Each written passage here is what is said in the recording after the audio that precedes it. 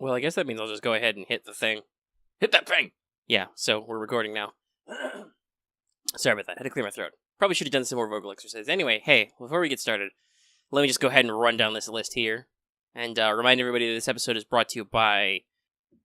I'm just going to give them and try to do it alphabetical, because it's easier to remember with Patreon. By Jeremy Vasquez, Qua, Kylie Denton, Nestor Flores, and Ahanga Comics. Sorry, you're kind of at the bottom there, bud. But that's the way Patreon does it. Thanks for all your support. Y'all are crazy. Y'all are crazy.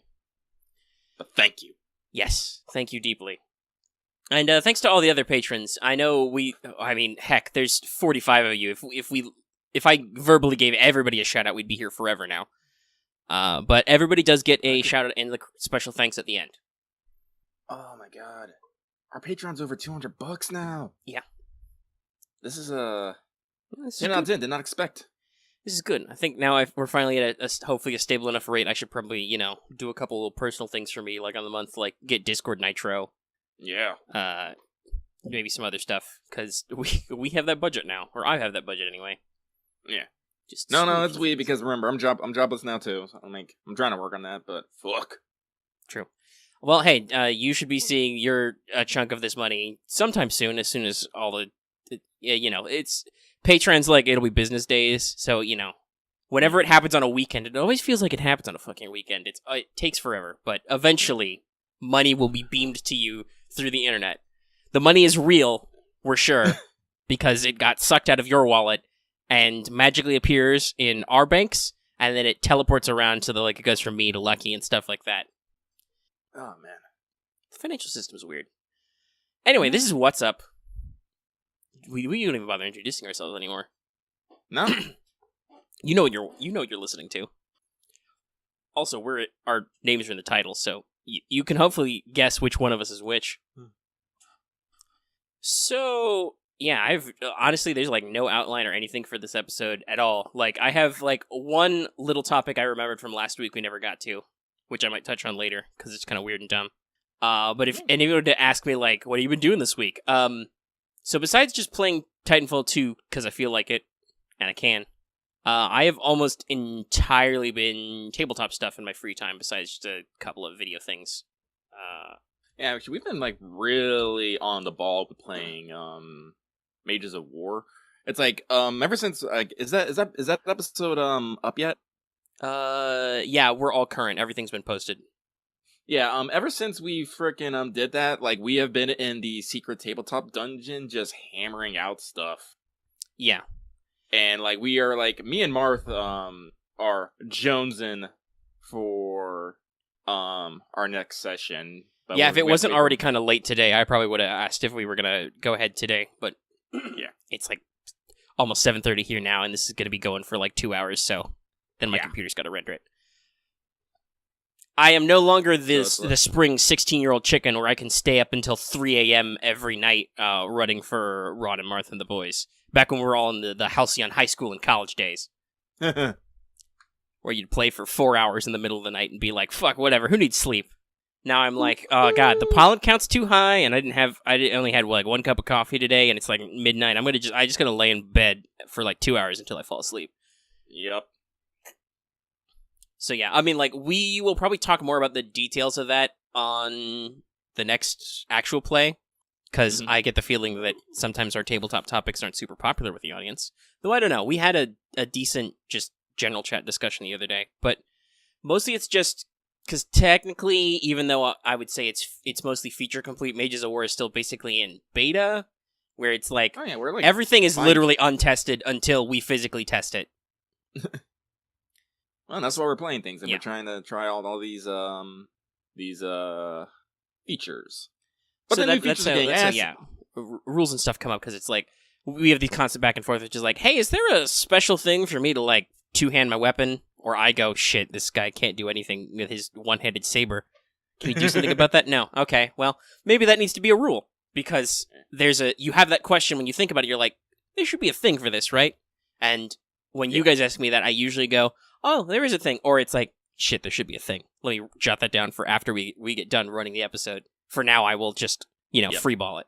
because you also asked about subduing, so I was like, okay, we'll come up with a subdue rule, the flat of your shields rule. Yep. And I've added. So Mages of War really takes mechanical inspiration from a lot of the Fantasy Flight Warhammer games. I've mentioned this before. It's been through a couple iterations. Like, it started as somebody made a hack of those games for Halo that I participated in playtesting. I turned that kind of into a personal hack for XCOM, which that's like several iterations ago, but there's an actual play of that where I played with some random internet friends on our channel if you want to check it out. And then when I was struck for the inspiration of Mages of War, I moved to, okay, I'm just going to port this system. And then I've been kind of heavily influenced retroactively on adding in some extra features based on what those games do, but at the same time, those games are also kind of fiddly, and I know for a fact that I'm only one guy designing this. I don't want to go whole hog on the fiddly right away. So I've tried to, like, limit how many... Well, originally I tried to limit how many weapons, and then as time goes on, I'm like, I could do a thing with that. You know, you can do different mechanical things. And sometimes I've wanted to be like, oh, I really want to make this distinct, but I don't have that yet, so I'll make up a reason for it to be distinct. Hi, machetes and crippling. Well, also I added crippling because I was just like, God, critical damage really should... You know, one of the influences of this is supposed to be that, one, like I said, the Halo homebrew this was based on had ludicrously specific critical charts, which were hilarious to play, where people got, like, their noses and ears blasted off and stuff. Ugh. Yeah. And, you know, lots of other dumb stuff. More than one Spartan would have had his bones broken if they didn't have the special "your bones are literally unbreakable" trait. Listen, there was some playtesting with like bear traps and IEDs and stuff, and we had to dial that in a little tighter. So that's one that's a huge influence on this homebrew, but also it's just now this part of the ethos. If you read the preface to Mages of War, is war sucks real bad, and this is based on the historical Great War, the First World War, which was, you know, a lot of people will say the first modern war. So this is like the first opportunity for these larger than life, these magical characters to jump into this setting. And so, yeah, some real bad shit happens. Like, you know, you can lose a limb or a hand or something, you know, and it'll be really bad. That said, the super large charts were kind of clunky for normal playtesting, so I moved them to a different place and we use a simplified chart now, which is not as entertaining as the actual Dark Heresy type crits where they're really metal. They're like, you know, they fly 10 meters and their blood explodes, and anybody who tries to walk over their blood slick has to roll agility or fall over in the blood. Stuff like that. It's very 40k. I'm about to say, is there about to be a metal solo right after that? Like, possibly. By the way, every time I've listened to an actual play of somebody play those games, they always have to read the crit table results like that. Just because you have to. Their eyes explode like superheated eggs. How could you not read that line like that? I've never actually heard it, but now I know. I am forewarned. Yeah. Oh yeah, by the way, so like I pulled up my character sheet for Mages of War. I use Google Docs because who does it nowadays? And my fucking character sheet is 9 pages long. That's a lot of pages. I think that is a lot. Now you made me curious. I gotta open up, check what the sample character sheet is. It's like I don't use like the same character. I do my own, but like I just keep like all the information. So there's a lot of details in here, like what my spells do, like what my special abilities do. But everything's like pretty streamlined, and it's still fucking 9 pages. Like I don't even have descriptors for my items. It's just like I have a gas mask. I know what that fucking does. Plus 20 on toughness testers to avoid getting poisoned or sick from something airborne. Yeah. So let's see. Let's let. But like for spells, I'm like. For my spells, I'm like, yeah, I want to know what that does, so I don't have to like tab over like to the main document all the time and like other things like that. So I'm like, yeah. So the default, the sample one that I made, which is just, you know, very bitch basic. It's a Google Doc. It's got some tables and some things are bolded. That's 3 pages by default, without you like filling out any of the information. Like, I should probably just send you, like, my character sheet again so you can actually see. Like, because, like, one, I don't mind it being, like, 9 fucking pages, but, like, this is one of those things I can't actually imagine being, like, actual pen and paper, because that's a lot of fucking data. Like, this game has a lot to it, like, a lot. Yeah, and I mean, first, some of that is because we are definitely we explicitly when we started this campaign was like, hey, you guys want to play with all the advanced optional rules I came up with, and everybody was like, okay. I'm like, all right, let's do it. Fuck yeah, give me companions, give us special shit. Well, yeah, the companions thing I was planning on doing anyway because I was like, okay, there's 2 of you. The whole reason why this rule exists is so you can feel like you have more people in a military unit because it's not super realistic to have, like, 2 dudes running around doing army man stuff.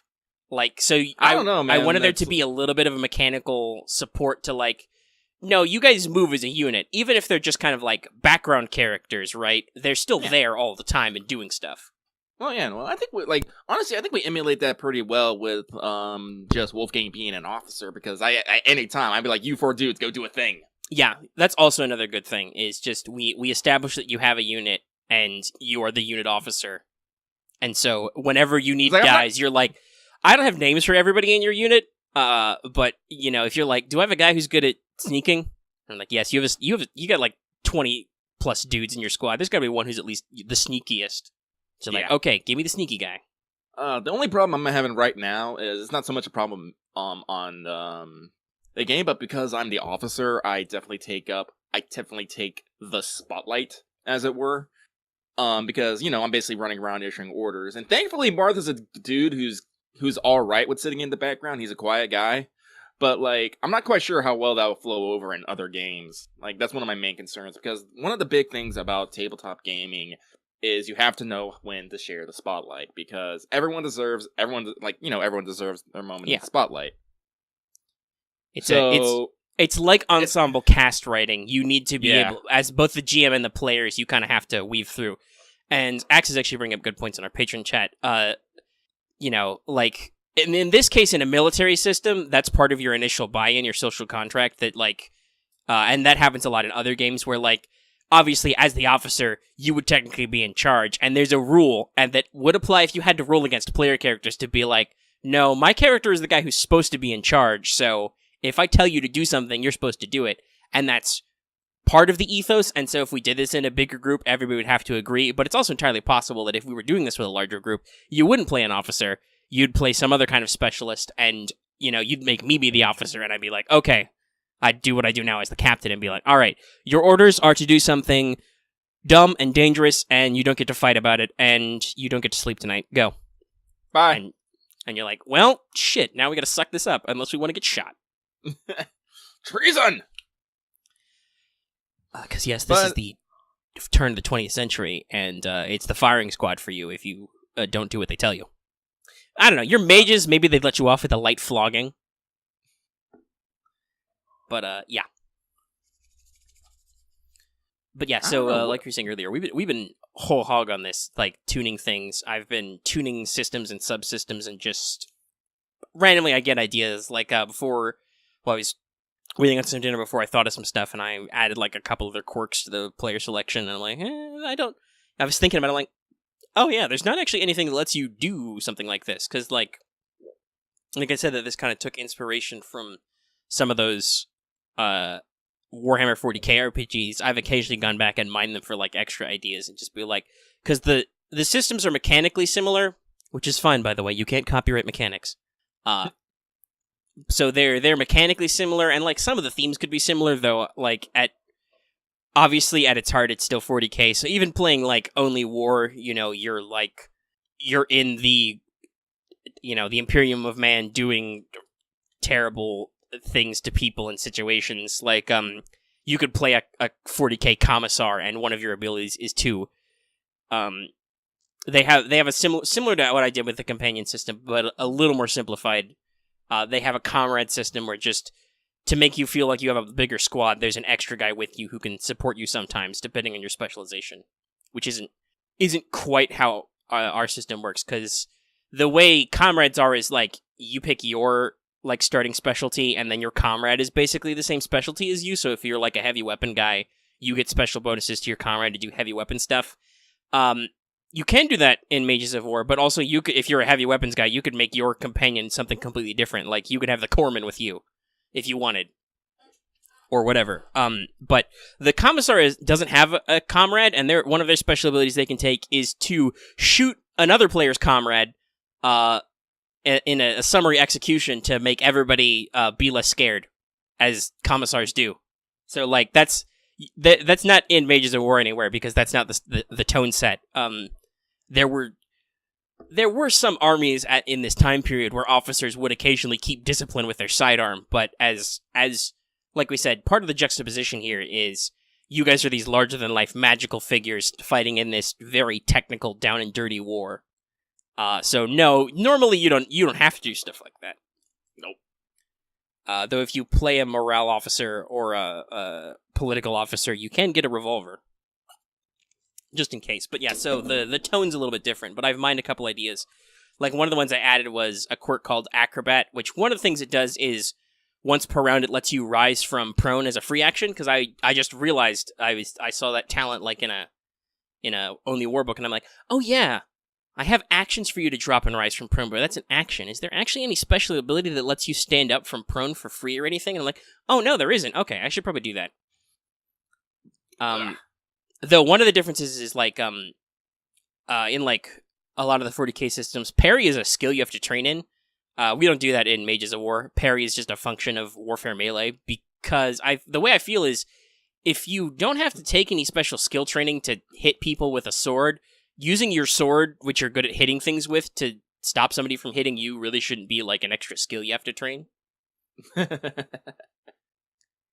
So yeah, it kind of like I said, they're similarly inspired, but they kind of come at it from different angles, and I want it to be simpler. Like, because it's 40k, they have a shitload of lore skills in, like, common, scholastic, forbidden. I'm like, no, you have spellcraft for knowing magic, and you have academics for knowing literally everything else. Academics really is a catch-all. So, fun story. In the original Halo homebrew, there was not a general knowledge skill. So, as playtesters, both players and I GM'd some sessions, we had a lot of back and forth with the guy designing it, because there was, is this just an int test or something? Like, how do we handle people with specialized knowledge? Because it's not like what became mechanics in this. It's not a technology skill roll to, like, know how to do advanced mathematics or something, or, like, know shit about alien planets. Is it just an int or something? So when I did this, the subsequent versions, I made sure to add academics in as an int skill, because it was like, no, you need the way to differentiate if someone is actually, like, trained in how to do certain scientific fields. And even if this is technically like a military urban fantasy, or I don't even know what you call this genre. Military historical fiction, but it's fantasy, historical fantasy, whatever you want to call it. There's actually a term. It's alternate history. Yeah, alternate history, I think. Also, actually, you point out there is actually a sword breaker. It's in the exotic weapons, which means you've never read my PDFs. Shame on you. No, I'm kidding. But the sword breaker is a dagger that has the defensive weapon trait or weapon tag, which means you get a bonus to parry. And also, it has sunder, which is the ability that lets you break weapons when you parry. So you can damage people's weapons by parrying, and you're really good at parrying. Also, you get a bonus if you have a weapon in your offhand just to parry. Oh, I didn't know that. Wait a minute. Yeah. Yes, that means you're better at parrying, because your shield is defensive, and also you have counting that for my fucking shield. Then I just realized that. Hack. Possibly. You also see the shield does other things. Yeah. You have cover and armor. But if you were trying to parry, then I don't know. Maybe it would be better. I don't know. We'd have to do math. Listen, I've written this game like through continuous development over several years at this point. I don't remember everything I wrote in it all the time. That's why I was like, oh yeah, I have to search. How many times does the word prone occur in this document, and in what context? Most of it was in earth spells, which are like make a toughness test or fall prone. Yeah, we found out that much. That sucks. Which maybe I should make that strength, because that's also how knockback works, but I don't know. That's a different thing. I wrote the spells and I wrote the weapon tags at a different time. Yeah, we've played 9 sessions of Mages of War. We've gotten 3,000 experience total. Yeah, I'm very generous with the XP, and actually, thinking through this, thinking about what I wanted advanced couriers to do, I think I actually like the idea that you guys are picking up several now. Like, at first I was kind of like, I don't know if that's the intent, but as we've kind of moved through it, I'm like, No, this is your only real way to advance as, like, a soldier, because otherwise you're advancing as a mage, obviously, or sometimes you advance as an officer, but there's no real way to pick up special abilities outside of your initial career selection, which is why I first added it. Mm-hmm. And I kind of like that... excuse me. I kind of like that you guys are starting to pick up a few of these and, like, build yourselves out as unique soldiers. And so I think I might, like... For some of the stronger ones, I might raise the XP cap a little, but I like the intent that you're actually gaining a couple of these, and you can actually add new equipment, add new special abilities that kind of, like, make sense. Because, Yeah, now that I think about it, yeah, like, other than, like, buying up skill, like, before buying up, it was just be buying up skills, buying up spells, and, like, that's it, but you really wouldn't gain any other, like, special abilities now that you mention it, yeah. Yeah, because I deliberately originally did not build this with, like, a normal... especially 40k style talent system, and it was all magic talents. So it was all, listen, you do magic, I want you to be doing magic like 90% of the time. And then you guys hit people with swords anyway, but... Yeah, I know. That's okay, that's fine. But, well, as I said, I have plans. I'm gonna, like my case specifically, it's because I went with the metal aspect, which is not very flashy, I would say. Not lower levels, anyway. Yeah, I came up with, like, philosophy for all the core elements. So there's a certain feel to, like, everything. So water's all about change and flexibility, and after, like, rebalancing everything out, it's got a decent mix between utility options and defensive options and fighting options. Metal is, like, mostly defensive stuff with a couple of offensive spells that do things related to what they do, like, you can make metal weapons stronger, but you can also make your metal armor stronger. You can shoot needles at people for, like, a penetrating attack. Ax ask what the experience scaling is level like. Well, give an idea, like, for, like, session 1 and session 2, we got 300 and 400 experience. That was for the total session. To buy, like, a lot of skills, they cost anywhere between, like, just to get, like, the first level, cost anywhere between 50 and, like, maybe 150. I think there's a couple up there. Yeah, so basically there's, like, some skills are marked as, like, basic or advanced. Advanced skills you can't attempt untrained, and usually those are more expensive to get training in. But that's stuff like demolitions, cryptography, etc. Then I think you also have, like, your stat upgrades. Like, your base stat upgrade for anything is just 200 experience, just right by itself. Then it goes up from there. Spells, they start off between 50 and 100, and just go up to there, up to, like, 400. 500 is the max. And there's usually about 2 or 3 spells at every 100 experience level. Yeah. But in order to get up to those higher spells, you generally have to buy spells before it. It's a tree. And depending on how you're playing the game, there's also officer talents, which go from 100 to 400, I believe. And companion talents, which goes anywhere from 50 to 400. Yeah. So most things are in between the from the beginning. In the beginning, things are going to start costing between about 100 to 200. Mid-tier, about, 200 to 300, and end tier, it's like 300 and up. Yeah. So what would it take to access? Well, yeah, go ahead. I was just gonna comment on the XP mechanics a little bit more. Axe also asks, what would it take to be a sniper and have a companion Sparta who has a mage who chance to buns a gullet? It's actually really easy. You would, like, literally just take the sniper class, and your companion would literally be your spotter. I think that's an actual... Yeah, it's spotter or it's shooter, and it's like the shooter also sometimes functions as a spotter, I'm not sure. But there is definitely a companion who is there to be your spotter if you are a gun guy. Yeah, it's actually really... And, like, enchanting bullets, like, the great thing about Mages of War is anyone can enchant. There are things to make you better at enchanting, but, like, if my guy, who's this officer mage, I can literally sit down, draw an array, and be like, boom, spell. Yeah. I wrote the ritual magic system to be very flexible, but also, if you want to talk about enchanting... Spotter is a companion action. That's what it is. Okay. And there is a companion called a shooter who is explicitly, like, they're another gun guy, and if you're a better gun guy than your companion, they're usually the spotter for you. Yeah. But it can go the other way around. But also in terms of, like, enchanting bullets, that's default. Everybody gets 3 magic talents when they start. You get mobility unit training, so you can use the the magic flying machines or ground machines or sub machines. We haven't actually run a sub mages game. I figure, in a year or two we'll play test this again, and these guys will play sub mages, just because we joked about that, and we'll see how horrible and terrifying that is. Spoilers, a lot, probably being under the water all the time. But you get active barrier, which is you can use magic to defend against attacks rather than try to like parry or dodge if you're not trained in those.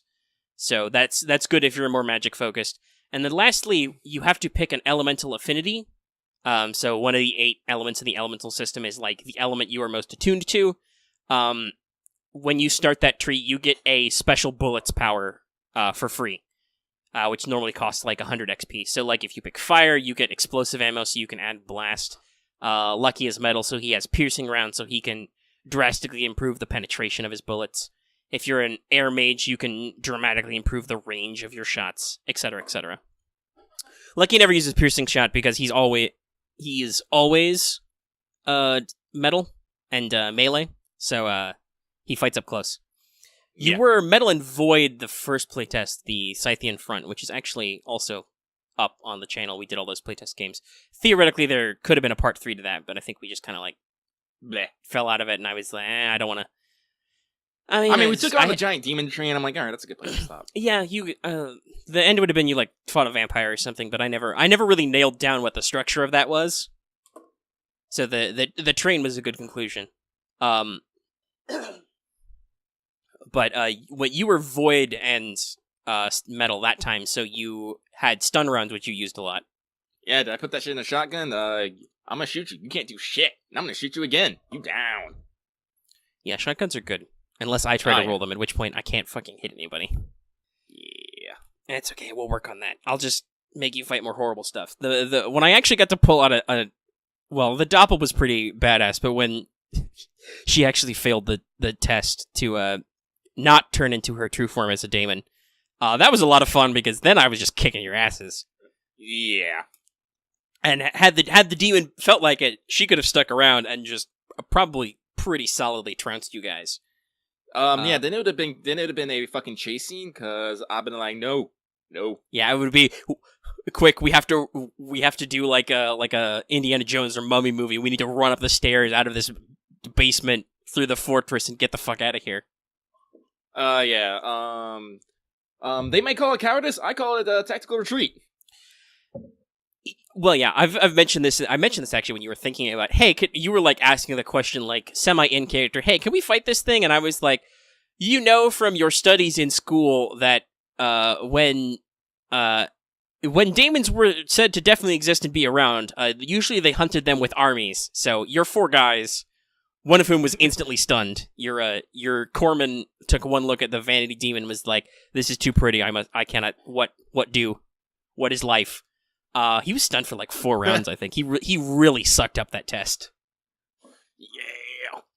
So your medic was basically incapacitated. But yeah, so no. So I was like, if you want to run away, you can. When it got to her turn, though, she just really shittily cast Earthquake and then flew away. I'm glad she really shittily cast Earthquake. That shit fucking hurt. Yeah, high-level magic has a lot of ignore armor and possibly ignore toughness. Sucks to be you. It did suck. Yeah, and you're gonna blow all your money on masterwork shit next time. I paid you guys like 300 army bucks, and you're like, I'm gonna buy masterwork on everything, and it's gonna cost me literally all my back pay. Yeah, which is rules as intended. Hey, it could be worse. You could be trying to rustle up some dragon bone. Hey, one step at a time. Yeah, that's real expensive. First, I'm gonna get my armor, then I'm gonna get it enchanted with some motherfucking runes. Maybe, I don't know. Yeah, I don't know. We haven't delved into runic stuff. Yeah, I said this is playtesting. Actually, and that's one of the things I did was I added a couple weapon mods lately because I was just doing some research and we're like, so with melee weapons, you can get masterwork, you can get Ethereum infused. Ether/Ethereum is our general catch-all hand-wavy magic stuff. There's a little bit more of a science to it because I'm a fan of like functional magic, and also Magic A is Magic A, sort of tropes and designs. So there's a certain amount of philosophy and mechanics to the actual magic system that I don't know if anybody's read, and it doesn't come up much in play. Lucky at least has read all the background and fluff for rituals because he wants to do them. I do like rituals. They're lots of fun. The first and foremost thing about ritual magic is it's a way to cheat, which is just like, oh, golly gee willikers, you really wish you had the spell to turn earth into sand right about now, and nobody does? Well, if you don't mind taking about 10 minutes to do it, you can still do it, but you have to like get out your chalk and get out your salt and soap or whatever, get out your candles. That's another thing I love about I love this about games in general, but this is also about my writing, is I love to give the players lots of stuff which matters and have them figure it out. Like, that's why there's so many bits and bobs. Like, Lucky, does your character own, like, iron filings or ball bearings or something? Yeah, he has both. Yeah, so as a metal mage, he just has those as potential ritual implements. Or just, theoretically, you have magnetism, you could pull a ball bearing and shoot it at people. My specific magic kit is what I call it. It has ball bearings, chalk, iron filling, salt, soap, wax candles, an auroch horn, and the ID tags of a daemon, NVIDIA Banes. Yeah, and that's how mages are supposed to be. You keep a lot of random tchotchkes around. I was heavily installed with the resin files, okay? So it's like, yeah, you carry a lot of shit that you might need. Mm-hmm. But yeah, so I just love giving players lots of different tools and let them figure out how to use them. Like, I don't come when I give you guys a mission, which I have procedurally generated, or even not in some cases. I mostly picked off the chart for the mission for whatever we're going to do for session 10 because I had an idea in mind. But I don't come up with a solution. I create the terrain. I figure out what makes sense based on the variables I rolled because I love random charts. So I invented a lot to roll on for this very purpose. And then I'm just like, okay, here's your mission orders. Here's your rough time frame or whatever. Go. And then usually you guys spend most of the first session of the mission planning and figuring out how not to die horribly. And then you take 2 to 3 sessions executing that plan. But with melee weapons, I wanted to add a little bit of fine tuning to like besides just really expensive like trophy versions, because like I'm pretty sure Dragonbone armor or weapons is like plus 200 MC per, and they're like scarce and stuff. Runes are really expensive. So I came up with a couple ideas, like you can apply customized grip to melee weapons. I like to throw little drawbacks or little hitches. So like razor edged is a new thing you can do for bladed weapons. You can sharpen that up, and you get more likely to do critical damage. But if ever you whiff and your damage is completely blocked by enemy armor or toughness, their damage resistance, you chip a blade and your weapon is damaged. Tough luck. That's how razor edged blades work. But like every soldier has a certain amount of default kit. Like they've got their mobility unit, they've got some uniforms, some typical stuff.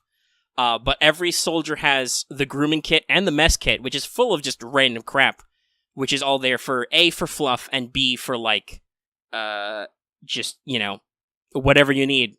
You need a hand mirror, you can store it in there. I literally bought a hand mirror just so I can keep it in my grooming kit, but then I saw the metal spell Quicksilver. I was like, oh yeah, you can use the Reflect to Surf the fucking screw. I'm like, boo fucking yeah! Mm-hmm. It's just full of like, you got like a thread kit in there and needles and all kinds of stuff. The mess kit is just like, yeah, you got a plate, you got a canteen, you got all kinds of stuff. I think the canteen is actually a thermos bottle. Axe is talking about thinking like the Vorpal Whip, where misses means you can cut your own limbs off.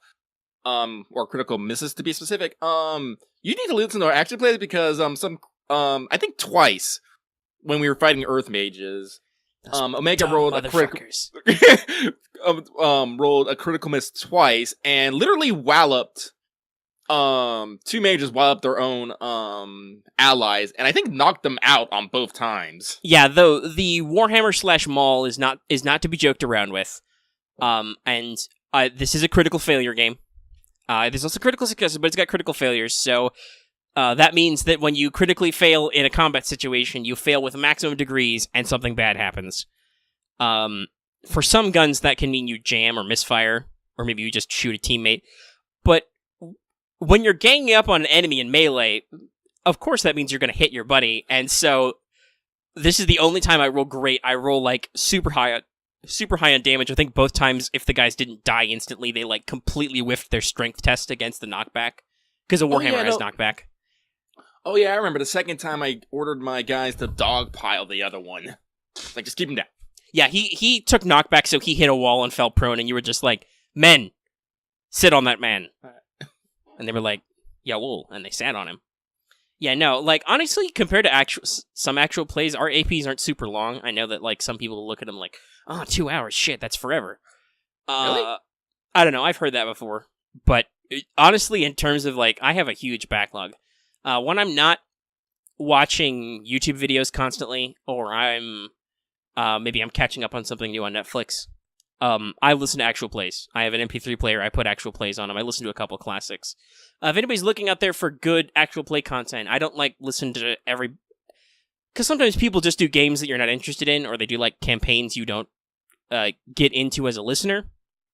But I'm super fond of RPPR, Role Playing Public Radio. They have a lot of classic campaigns and one-shots, even if I don't... They haven't done stuff in a while that I've really caught on with. Drunk and Ugly is another big one. Like I said, not every campaign they've ever done I've liked, but they do lots of different stuff that I do enjoy. And Ragnarok are another big... Those are like my big three in my loop. And Knights of the Night is another good one. They tend to do almost like a radio play style stuff. Like they cut up a 2-hour session or whatever into like 3 or 4 episodes, which are like 20 to 30 minutes. They have like background music and sound effects and other fun stuff. They edit out some stuff to keep the flow, and they usually have like a little blooper reel at the end. So they're really tightly produced, but other stuff is just usually throw a mic on the table, or what we do, which is just, fire up a recording software on Discord or Skype or whatever, and just let it roll, and you play the whole game. And so I have some APs that I really like, which are like 4 or 5 hours. Wow. And they have been deeply entertaining and, impactful to me even. Like, if you want to go really far back, Mages of War exists because RPPR did some World War I Call of Cthulhu scenarios with Adam Scott Glancy, one of the original authors of Delta Green, who also now heads up Pagan Publishing, who does... they co-op with Arc Dream on the current version of Delta Green and some Call of Cthulhu stuff and so on. But that's where I learned lots of trivia about the First World War and also how to, like, give it that supernatural flavor. Like, all the stuff mentioned in Mages of War about guys tunneling, I only learned that because, hey, guess what? They had like a 5-hour Call of Cthulhu session where they played British tunnelers, and it sucked for them for many reasons. Mm-hmm. So, yeah, that was a big influence. So, our actual plays at like 1.5 to 2.5 hours aren't super long. And you should really listen to them just because it's all original. Like, I trimmed down the silence, so there shouldn't be a lot of dead air. Maybe on some of our older stuff where I wasn't very good. But the current stuff, the current Mages of War, is all as much as edited as the What's Up you're listening to right now. And So I am a fan of a certain level of table culture and table talk, so I like to keep things moving, and I try to keep everything on topic, but if we go off on a tangent that's interesting, like, the whole point is to, like, have fun, so, I don't enforce the flow, but if things aren't going well, I'll reiterate, and if we're having maybe technical issues, or I feel like we're not moving, I'll be sure to be like, hey, you, it's your turn. Do the thing. Like, I'm patient, but at a certain point, I will, like, put this train back on the tracks. Choo-choo, motherfucker. Because running for 2 hours is kind of a whole thing, and I have to, like, keep hydrated, and I have to keep track of lots of stuff, so it's an effort for me, so I try to keep everybody going. Honestly, it's pretty easy with 2 of you, and we have an unwritten but definitely spoken rule that we don't split the party, because with 2 of you, that's dumb. Yeah. So, it's pretty easy to handle. I've run larger parties, where sometimes we've had long segments where people don't get to be on camera or hang out, but, we try to work around it. You'd remember some of this because you've been with us since way back in the Wild Talents days. There were definitely points in that campaign where it was like juggling screens between people. Like, yeah. Okay, Fang, you're beating up people in an office building. Okay, you've done that for 10 minutes. Hey, what's everybody else doing? Boris, you're off doing Russian mafia things, and you don't really want to because you're not happy with the other player characters right now, so you're doing a solo series in this comic book. But whatever, it's fine. 30 minutes? Okay. I'll find a way to force all you guys together. Yeah. Wild Talents is fun, though. God, I love that game. like, I know some people are super attached to Mutants and Masterminds, but One Roll Engine, and especially Wild Talents, is like my, I can do anything in this game. Because we played so fucking much of it. And I actually got to play some of it, too. Yeah. Hey, Ron, if you're listening, are you ever going to do West Coast again? Probably not. Yeah, I know. That was fun. I was a runaway teenage girl with bone spike powers, which were all creepifying. Yeah, I don't get to play much, so I have lots of really impactful memories of games I actually get to play as a player, as opposed to running. Yeah, we've had fun. Someday I'd love to expand, maybe get more stuff, but obviously that's, on me to, like, do more games and different games, because it can be hard sometimes to switch through a lot of one-shots, so just the way we've set up running Mages of War is very streamlined for me, so it's real easy to prep. I'd also at some point like to expand the group a little at other times to get more people in, just because it is a little limiting to just work with 2 people all the time. Yeah. Wouldn't mind a little recruiting. Though there's one question I always ask myself, because right now I'm thinking about different game systems, which is like, so at some point Final Fantasy is going to, or not Fantasy Flight is going to release their Clone Wars book for their Star Wars RPG. And I'm like, shit, I want to run a Clone Wars campaign. Or like I said, I've been digging through Only War, and I like 40K in an almost ironic way that I just love how dumb and cheesy it is, and whether or not it's serious, I don't treat it seriously. Mm-hmm. So I just love all this stuff. Like, yeah, of course you can play a fucking company chaplain who has a flamer, because of course that's how religion works in 40K. So at some point I'd really, if I could get some people invested, I'd really love to run some Death Watch or some Only War. Make you guys Imperial Guardsmen or Space Marines, and just be like, do it, do the thing. See how just because those games are they're a little clunky at times. Like Death Watch is a little bit better, and I think Only War is decently better because it's fairly late in their development cycle. Like original Dark Heresy is really clunky. Rogue Trader's kind of clunky. Black Crusade is weird kind of stuff. That's where you play Chaos, by the way, is Black Crusade. But at the same time, like I said, I love a lot of the aesthetics of 40K in an ironic sense. But I ask myself, is there such thing as too much military games? Is there too much military focus? And then I turn to myself and I'm like, it's like those me talking to me memes. I'm like, no, of course you can't have enough military games. Why not? So I don't want to phrase this as like, I like war. No. Well, first of all, wargaming has always been an interesting stuff. It's an interesting theme we've always done, kind of, and I think that on a philosophical level, we've talked about this before on the show, humans are social creatures. They build these social bonds and social communities, and at some point, if you bump communities into each other, there's only 2 things you can do. You can do peace or war, and sometimes peace isn't easier than war to suck up as a social group, so I think warfare is endemic to the human condition, and it might be forever. That's something I'm not really qualified to tackle philosophically. Will war end someday? I don't fucking know. So one, I think that's a relatable thing that you can put on that people understand about the human condition. And it's also a very high pressure, dramatic setting to put people in, right? Yeah. Which is good for role-playing games because hopefully you want something dramatic to happen. So I really like to touch on those themes. Also, war games tend to have a lot of gear porn. I love gear porn. And I've talked about before, I made more gear porn for my own game just because I don't know how I got into it, but I really just love like all kinds of role-playing games on the tabletop. Like I got into the culture kind of like head first when I was in my like mid to late teens. I just kind of dove in, listening to other people play, reading games, learning about lots of different things. So I like squishy narrative games, which are weird, like some Fate styles, Monster Hearts and stuff like that. Other Apocalypse Engine games. I have both run and played a game called Misspent Youth, which is all about teenage rebellion, and that's super fun. So like there's all kinds of like soft, fluffy narrative type games I want. Also, I don't mind, doing some optimization and building some stuff. Like, I had this discussion in our general chat. My favorite version of Dungeons & Dragons is 4th edition, just because I was a video game kid since I was like 4 or 5.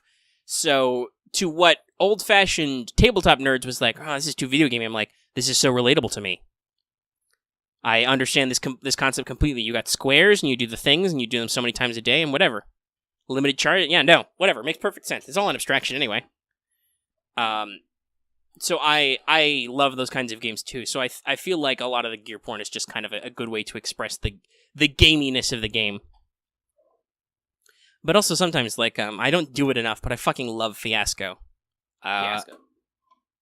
It's yeah, I don't think we've ever managed to do it with you. I've done it with, like, Ron and Martha a couple times. It's actually, does Fiasco have, like, a blurb? Fiasco game. Do they got, like, a headline? It's an award-winning GM-less game, they say. Yeah, I don't know. It's basically Fiasco there's no GM. You roll a series of dice to randomly set up a scenario. A bit like a Coen Brothers movie almost. Right? Like it's all about just fiascos, just, weird movie plots. There's all kinds of fun stuff that you can pick. Like there's lots of fan-made ones for like Star Wars, Star Trek, Dresden Files, all kinds of stuff, or just normal-ass ones like a small sleepy suburban town. America, 1940, stuff like that, and you just randomly roll dice, you build relationships, and introduce plot elements, and you just do kind of a scene-by-scene rotation of basically improv, and they can be super entertaining, and they are very good at making you think of improv stuff. And when it's your turn to set up a scene, you have to pick, you can either choose to declare the scene, which means you say, there it is, Axe just posted the tagline. Which is, it's a game of powerful ambition and poor impulse control. But when it's your turn to do a scene, you can either establish a scene or resolve a scene. So if you establish, you get to say you have to be in it, or the character you're playing has to be in it, or the focus of it. But you can say what other people are in it. You can generally set up the where it's happening or what's going on. But you don't get to pick how the scene resolves. So the other players get to decide if your scene resolves good or bad. Or if you resolve a scene, you can pick how it goes ahead of time, but then the other players get to set up the scene, so you can get this kind of like back and forth of like, okay, what's going on, what's happening, and at the end you roll dice, and you kind of like sort it all out. There's lots of, like I mentioned Ragnarok, they do lots of Fiasco actual plays if you want to like listen to some people play that game, and it's just, if you can get people into the right mindset and the kind of like the right improv mood. Also, yes, it was on Tabletop with Will Wheaton, if that's your thing. If you can get people in the right mindset and the right mood to play it, like, it's really funny. It takes a while, though, because you have to do, like, 4 rounds of scenes with everybody. But yeah, so that's, like, when I'm talking about, like, fluffy narrative-ass games, like, yeah, sure, that's all, that game is, like, the actual game part of it is, like, 10%, 90% of it is just improv storytelling. But also, sometimes you just like to roll dice and kill monsters. It's always fun. And sometimes monsters roll dice and they kill you. Could be fun. Yeah, I'm glad for once I'm not a killer GM. I try not to be antagonistic to you guys. Like a lot of early games I played and read made mention of stuff like, no, as the GM you should be the player character's biggest fan. And that's kind of like how I feel. Like a lot of those times when you're like, I'm gonna do a thing, I'm like, yeah, you do that thing that I wrote and it's super cool. But at the same time, we'd had a weird couple of sessions where I basically couldn't touch you guys, period. Literally, you fought a duel with a guy and you took off your armor because you realized he literally couldn't hurt you. And you were super honorable about it. But at the same time, that was also a mechanical thing. It was like, yeah, he just can't hurt you right now. So when you got into the fight with the Doppel, and she turned her hands into claws, which were like super scary, I'm like, and then she actually rolled competently. You guys accidentally gave her a free turn, basically, to do some stuff, so she got to shift her stats around and got less good at social stuff and got really good at kicking your ass. Yeah. So I was able to actually land some hits a couple of times. I got to magic your ass. She used Drain Touch and just slurped a couple of your HP away. I was like, no. But that feels kind of like kind of satisfying and entertaining to be like, oh, no, we've got actual opposition. And I was actually worried for you guys when she failed that willpower roll and had to switch it to her 2 form. I'm like, okay, for story writing purposes, I need this character to exit this scene immediately because if she stays, she's going to kick their asses. Because I wrote daemons and giants, which are kind of the same thing, but there's a whole backstory thing. The enemy are shapeshifters, so they can assume a lot of different forms. But actually running into a capital E enemy in person is like, that's an endgame fight normally. Mm-hmm. So, I was like, no, this is not a good place in the story arc of this campaign for you to fight this fight, because you guys think you're good, but demons are just... They're redonk. I actually quoted some of their abilities. It's like, hey, you know your strength modifier? Your strength mod, double that for damage purposes. So it's normally if you say punch somebody, you do a 1d10 divided by 2, which Dark Heresy would call a d5, but I just call it 1d10 divided by 2 because it's easier. Or it makes more sense to me anyway to be like, no, divide it in half. You don't have an actual 5-sided die. You have a d10 and you're dividing it. I learned that from Eclipse Phase. Though, 2nd edition Eclipse Phase is just like, fuck it, just round up to d6s. But normally you do 1d10 divided by 2, plus your strength mod. So how strong you are affects your core damage. It's very much like 40k games. So normally if you punch somebody and you have actually, that's a good question. Lucky, what's your strength right now? Your strength mod? 3 or 4? 3. So if you just punch somebody, not you do this, you're not a barbarian. But you'd roll a d10 and you'd add 3 to it. So your max damage is 8. Yeah. So first of all, the demon has claws as a natural weapon, so they're doing a d10 straight. And they would double their strength modifier, and normally they have 5-ish, I think, 50. Most of their stats are at 50, so they have 50-50 chances on everything without modifiers. That doubles to 10, so they're doing maximum 20 damage just trying to claw your face off. Yeah. They also double their toughness modifier for damage reduction, so they don't need armor. I think they don't take critical damage, or are immune to critical damage effects. If you cut a demon's arm off, it doesn't matter. The demon can just get its arm back, and stuff like that. And you just have to kick their ass. So you guys are probably going to want to do research into a lot of their weaknesses, because there are little weaknesses in things, because they're not meant to be unbeatable, just you have to be clever.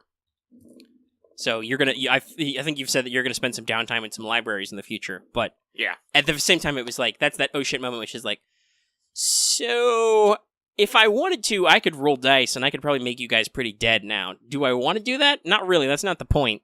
Let's just get on out of here. So somehow I said I didn't have much to talk about, but we've been talking about tabletop games for an hour. No, trust me, I know how to push your buttons, dude. True.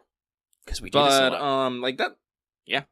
But, that's one of those things about in tabletop games, and I think in video games and gaming in general, is sometimes, you need to give players a mortality check. And that's why I actually, really like this encounter, because it definitely defines the fact that, oh yeah, despite all this badass armor and all this experience and stuff, no, there is still shit out there to get me, because I'm not gonna lie, I was kind of riding high, because, twice I have literally decapitated people with my sword. The Auroch, yeah, it's gonna fucking charge me now, I'm just gonna cut its head off.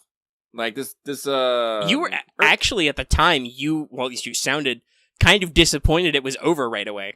Yeah, no, I was. You were kind of, fighting with yourself, you were so I'm disappointed that went by so fast, but also I'm really glad that it didn't hit me with its horn and nearly kill me, because for the first couple sessions, you were very squishy. Yes. You forgot, I think, that you add your toughness modifier to damage reduction, and in general, because you had specifically picked that you had filigree armor, so you were very shiny, and you were an obvious target, so you got shot a lot in the first couple sessions. Which is probably, I think, one of the reasons why you decided to go into Ironclad and just be no, I'm covered in armor, I'm invincible. Definitely put me on that path, but it was just, it's one of those things that's all I'm probably not going to be able to decapitate this girl. If anything, it'd be the opposite situation, so no, let's stop, let's take a step back, let's reassess, and by reassess, I mean get the fuck out. But luckily, you didn't have to do that. I remember, I was Marth, because, I'm not gonna lie, Marth's a little, gun happy sometimes. He is more than willing to shoot a thing. And it was like, no, Marth, no, we're gonna leave and get out of here. But luckily, Nvidia fucked off before we can, and just like, yeah, it's great. Then we got medals and stuff, and we watched the fort burn. That was it was a fun scene. War crimes, ho! It's like,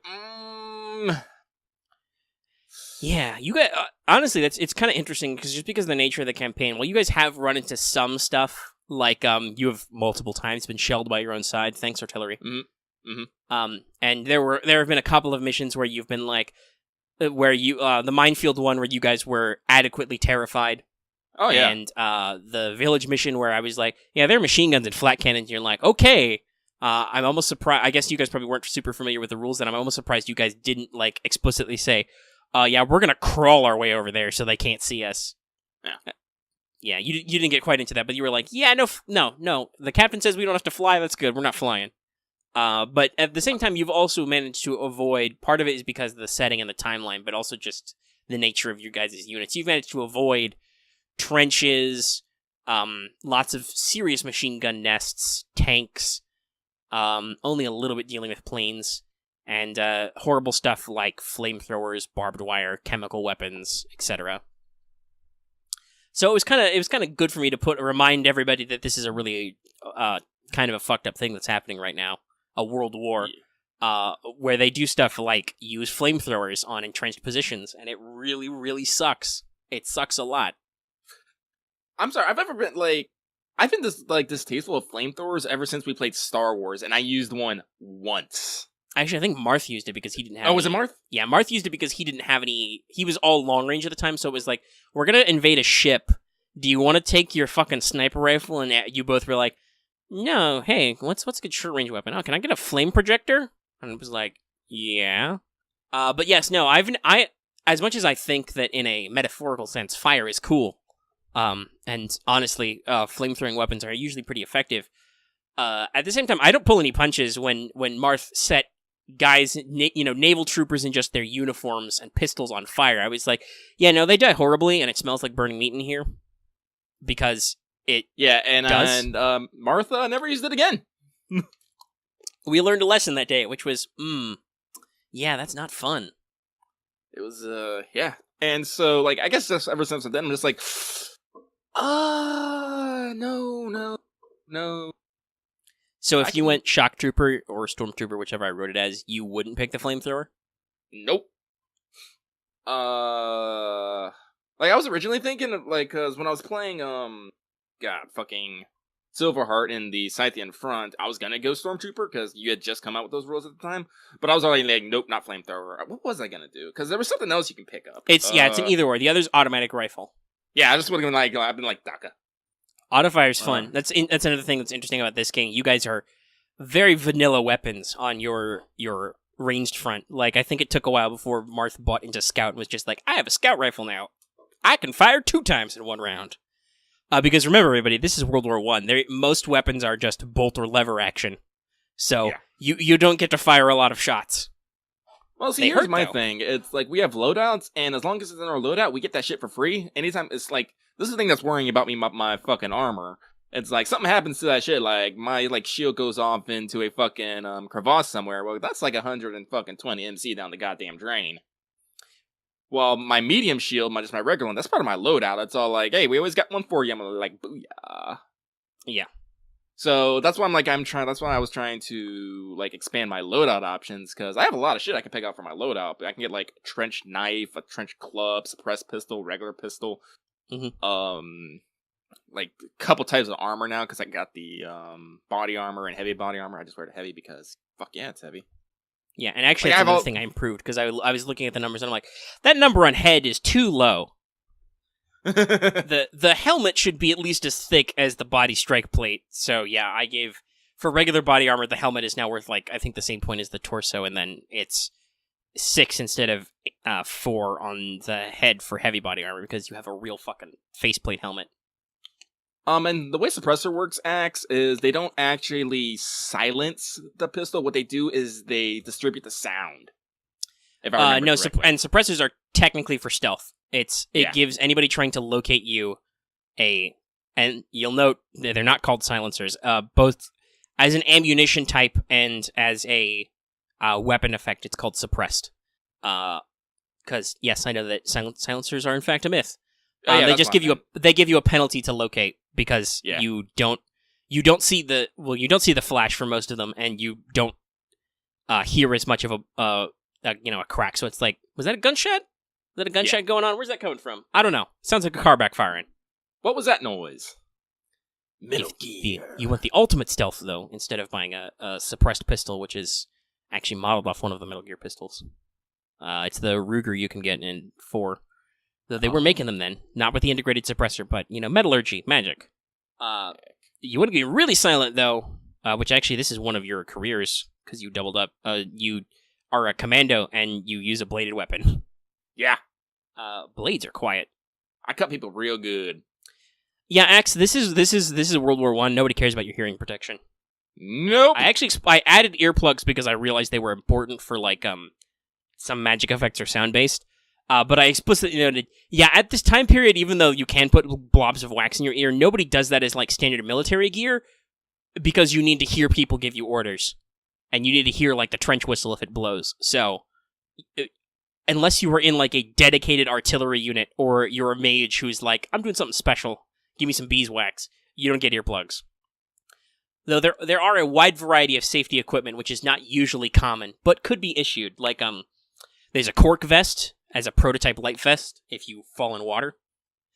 If you were ever playing a campaign on water, but you weren't a sub-mage and thus had a diving suit, you can not die. There's goggles and a welding helmet at different points if you want to, resist stuff in your eyes. There's a gas mask. What else is it? It's like that. There's a couple of things. There's a lot of things you can pay extra to not have to worry about certain effects, which are also bundled into stuff. Because you guys are flying mages, you have flying jackets, which are insulated so you don't get cold. Yeah, which is good because don't you fly? I think we did the math. You can fly at a maximum ceiling of 1 kilometer now. Yep. But a competent because the reward for being completely batshit insane and jumping out of a fucking plane is here. Have this bitchin' ass custom mobility unit. I think Marth picked the multi-core. I picked the efficient, which effectively doubles your operating time and increases my my height ceiling. But I also have mobility unit expert, which also increases my height ceiling. So yeah, I can cop out at 1,000 when most people are going to be down 300 to 400. I think it is. Yeah, I think it's 100. I think it's 100 meters times your willpower, or your will bonus. I think it's will bonus. Yeah. Yeah, your will mod. So for most NPC mages are 3 or 4. Yep. I was thinking about that, and I was like, man, if I just get a long range rifle, I am Death Incarnate. But I was like, no. That's not your style, though. Is the problem? Yeah. You're not Tanya enough. I am not Tanya enough. Thank God. Yeah. No, but that's good because your captain is the clear Tanya XP. Mm-hmm. She has just made major. That depends. What? Tanya's very effective at winning wars, so I don't know. I mean, you're as a person, yeah.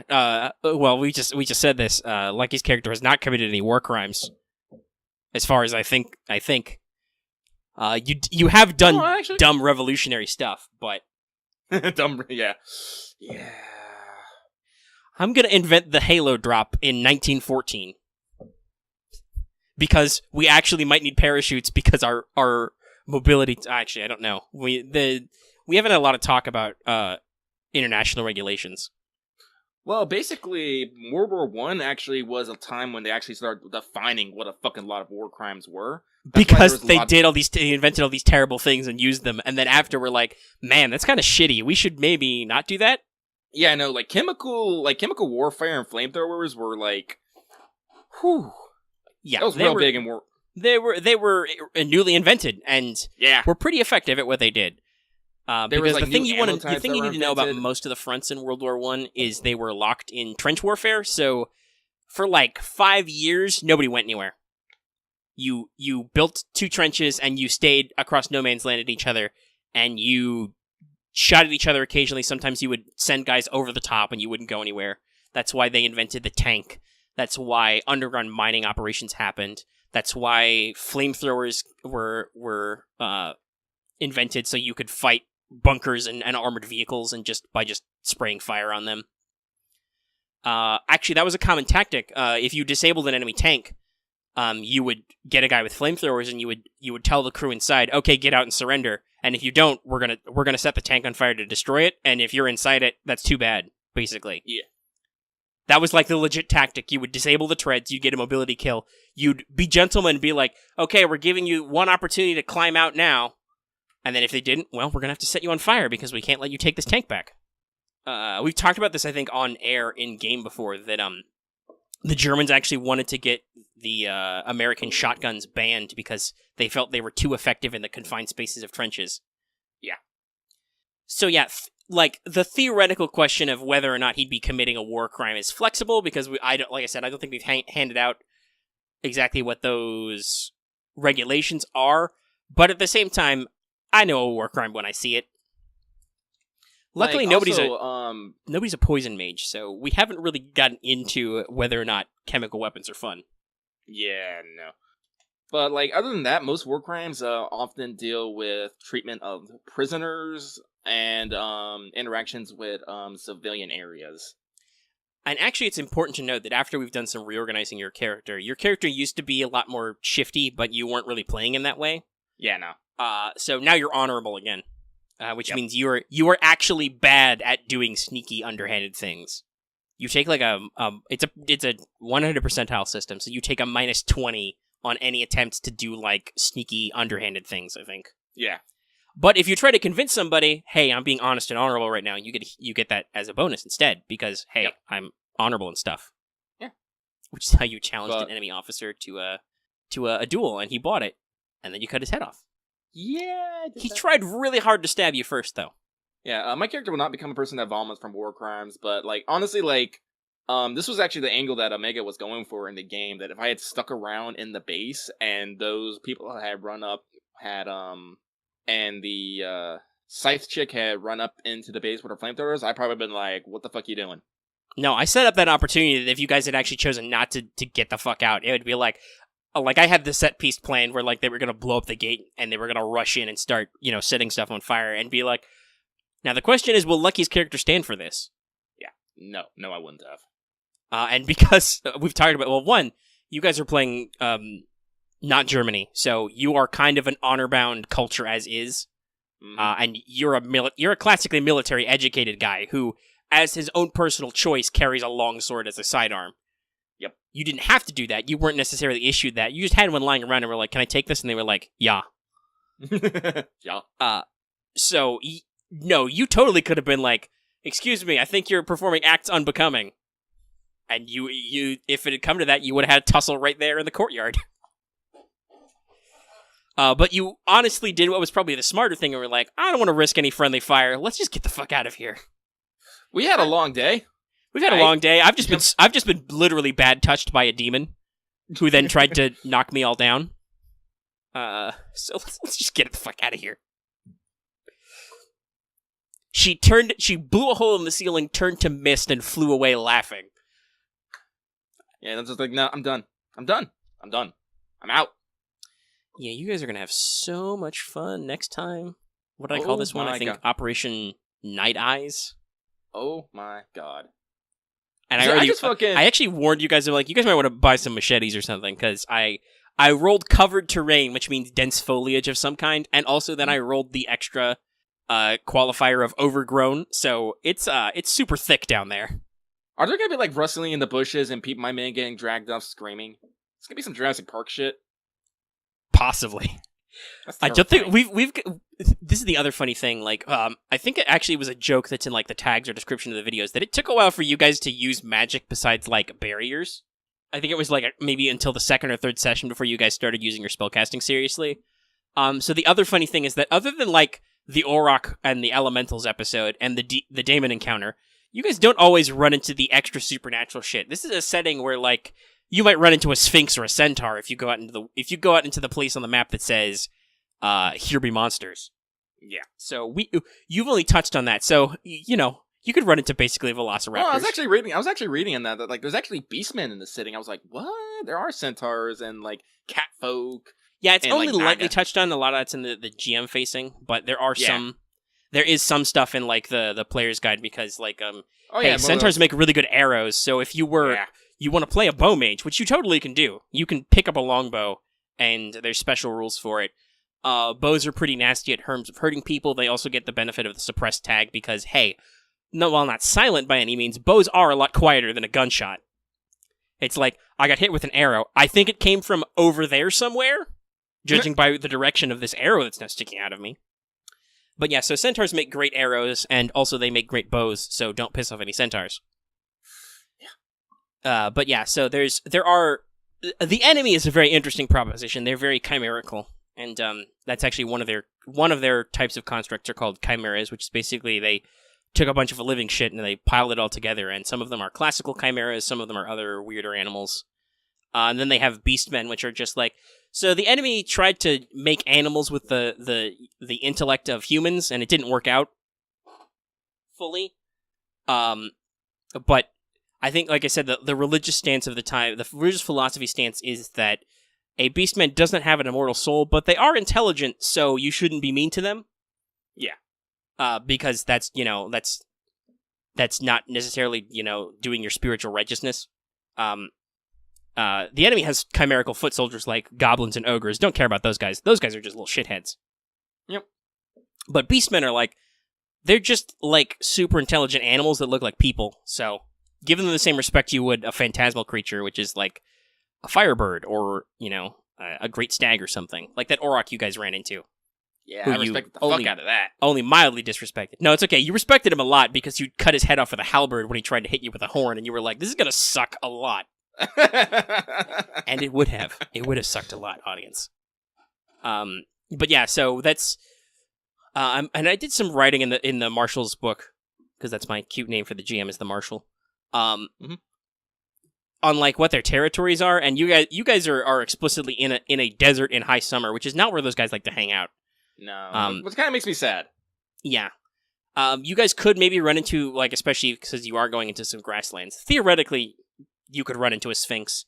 If you wanted to get onto the desert, you could run into Arachne or the scorpion version. Because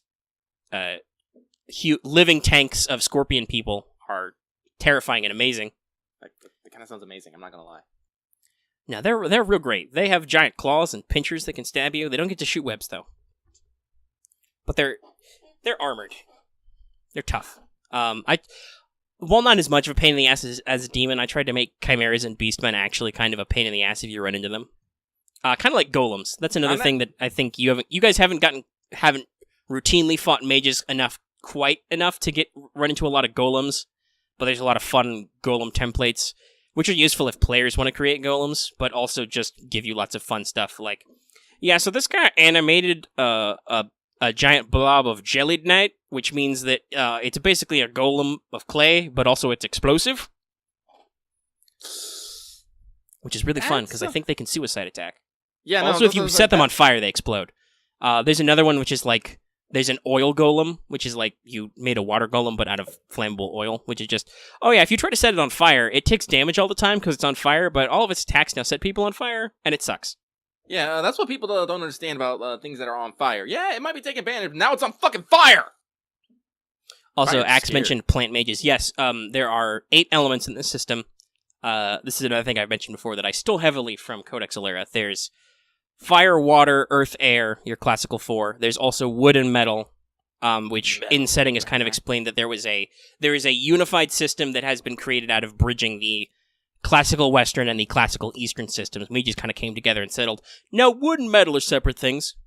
Those are different from those other elements, but also we have, air and earth and all that. And then there's the 2 higher level elements, basically. There's the pseudo light and dark, but aren't really. There's void and poison or venom, where poison is associated with literal toxic things, death, etc. They get all the fun abilities. I think they have the only... I said this before. I think they have the only Save or Die spell, which is their capstone. The end of the talent tree, they can get access to a spell, Kiss of Death, which is literally... You roll a spellcasting check. If you can... Somebody you can touch, you can kiss, basically. If you do it, they immediately roll toughness or they die. They just keel over dead. And Void is the pseudo-light, but it's got a lot of electricity and stuff in it. Because that's what that is. Electricity is just the pure ether of the Void. Duh. So, hurl lightning bolts. But yeah, so Wood Mages, Magiflora, are a whole... or possibly Magisilver, maybe? I think it might be silver for wood, as opposed to flora. Are a whole thing. They're a whole class. You guys haven't really run into them, but they're out there. They like to use bows a lot because they get spells which can enhance wooden tools. So, hey, guess what the shaft of an arrow is made out of? Wood. Guess what quarterstaffs are made out of? Wood. Actually, Elements Oppose. Wood made, actually, but since she's a companion, she doesn't get all her spells. I actually have to buy them. Yeah, she doesn't talent. get them automatically. Yeah. She has the normal, so she starts with splinter rounds, and that's it. That's it. But it's funny you say that, because this is something I was about to bring up, that elements oppose in the system. Mm-hmm. So, naturally elements are supposed to transfer, but elements don't transfer between their opposites, so if they meet, they cancel out. This means that if you have an elemental tendency, you literally can't learn spells from your opposite. As a metal mage, Lucky's character cannot learn wood magic, period. Nope. It's just, they're opposites. If he tries to make his metal energy into wood energy, it doesn't work. They cancel out. It turns into dust and rust, basically. It's like if you try to mix fire and water, they're opposing elements, you just get steam. And if you try to mix void and poison, you get true nihil, nothingness. Which is a whole fun terrifying thing. Which is also what Daemons use, is they have nihil magic. Yeah, because in the Martial Handbook, you have these special fucking talent trees that are not accessible by player characters. Not normally, anyway. Yeah, because there's in the advanced player guys, there's special origin, because obviously as a fantasy setting, there's a couple weird origins you could come up with. You could play a homunculus, for instance. You're not a natural born person, but you're a construct made by somebody. Einstein! Oh my god, I could actually play an Einstein homunculus. That's hilarious. Yep. You could also be cursed to be a vampire and have weird vampire powers. You could be what's called a heretic, which means you are only a mage because you accepted a deal with the devil. Which is you're really good at poison magic, but you don't do anything else. So theoretically, depending on your background, you could ask the marshal to buy into the blood tree or the spirit tree. If you were, because one of the things that highborns get, because that's an origin, is you can say you're a highborn mage, you have a lot of magic in your family and a lot of magical talent. You get to pick 2 elemental qualities as your free bonus, which means you get double the starting spells, but you also get double the trees you can't buy, unless you pick the opposing elements, in which case you can buy both. But then you kind of did something weird with your build. If you were void poison, you could probably, as a marshal, I would be no, you can probably buy nihil magic, because that's your natural state is to combine opposing forces, but that's a very specific thing. And that would be kind of weird if you were void poison. Those are the 2 opposites. People don't like poison mages usually. Now we've been talking about tabletop stuff for an hour and a half. Yeah, no. I'm doing, dude. You don't understand, man. I'm really excited about Mages of War right now. No, we've hit a good stride. I think we've had some highs and lows, but now I think we've hit a good point where I've been focusing on that. And also no axe. They don't make, that's not how poison mages work. They don't cure your poison. They just give you more poison. I mean, I guess theoretically they would have an academic understanding of poisons. They could do stuff to cure you, but that's really a wood thing, is herbalism. Yeah. The poison mage is just you get more poison. I think they have a lot of fun low-level spells. One of their spells is Curse, which is just, you curdle milk, you spoil food. If you touch a person, they literally lose luck points. They metaphysically lose their luckiness. The Doppel could have done that. I really wanted to do that to you guys, because you spend luck points like water. Yeah, we do. But she'd gotten hit, so I was no, Drain Touch is better. Let her slurp a little life out of you. We roll fairly good, but statistically speaking, we are realist. Most of our stats are 40 and under. We have to We have to work those bonuses or luck points or pray that the dice gods are kind. Yeah. And I mean, on some cases, they're like, if you're untrained in something, there's sometimes we're just like, well, I'm doing this, so I have to chance it. But yep, because luck is our, I literally call it luck. That was in the original Halo thing. Luck is your RNG mitigator. You can spend a point of luck to reroll a test once. If you fail, and you're like, I don't like this result. You can spend it beforehand to get a plus 20 to be like, I want to try and be lucky at this first. You can spend it to get a lucky heal. That's a newer thing that I added a while back, but you can spend it to be like, I'm going to get a little bit of HP back right now. I'm lucky. I wasn't as hurt as I thought I was. Or you can spend a point of luck to have like a lucky thing happen, which is just like, I found exactly what I needed. Oh, the guard left the key to my manacles on the table right here. Oh yeah, magnetism. Stuff like that. A lucky decoration. And that can fork into ritual magic where theoretically you could spend a luck point and be like, oh, I had the components I needed on me the whole time. I just didn't say. And that's actually one of the quirks, Alchemist. They can do that for free once per session and be like, I can have a lucky event happen where I have ingredients without spending a luck point once. But yeah, you can also burn points of luck, which luckily nobody has had to do to not die. Basically, that's it. You can permanently lose a point of luck and be like, nope, didn't die. Just mortally wounded. Just unconscious. I hurt. Has anybody actually had to make a dying roll yet? I don't think so. You've had to make a couple rolls to avoid passing out at half wounds from shock. Yeah. All right. All right. We took a brief intermission there, but now we're back. Mm-hmm. And I don't remember what we were talking about in general. No, we were talking about Mages of War, but I think we can probably graduate from that, I want to say. Yeah. But, so Omega, I'm gonna go on a limb and say you probably still haven't watched any anime. No. I know I said that last week. Oh, I'm gonna watch anime now. No. Nah. See, I know you. No, you're good. You know me. You know me better than I know me sometimes, where I'm like, I'm gonna watch anime. He was, of course, completely wrong.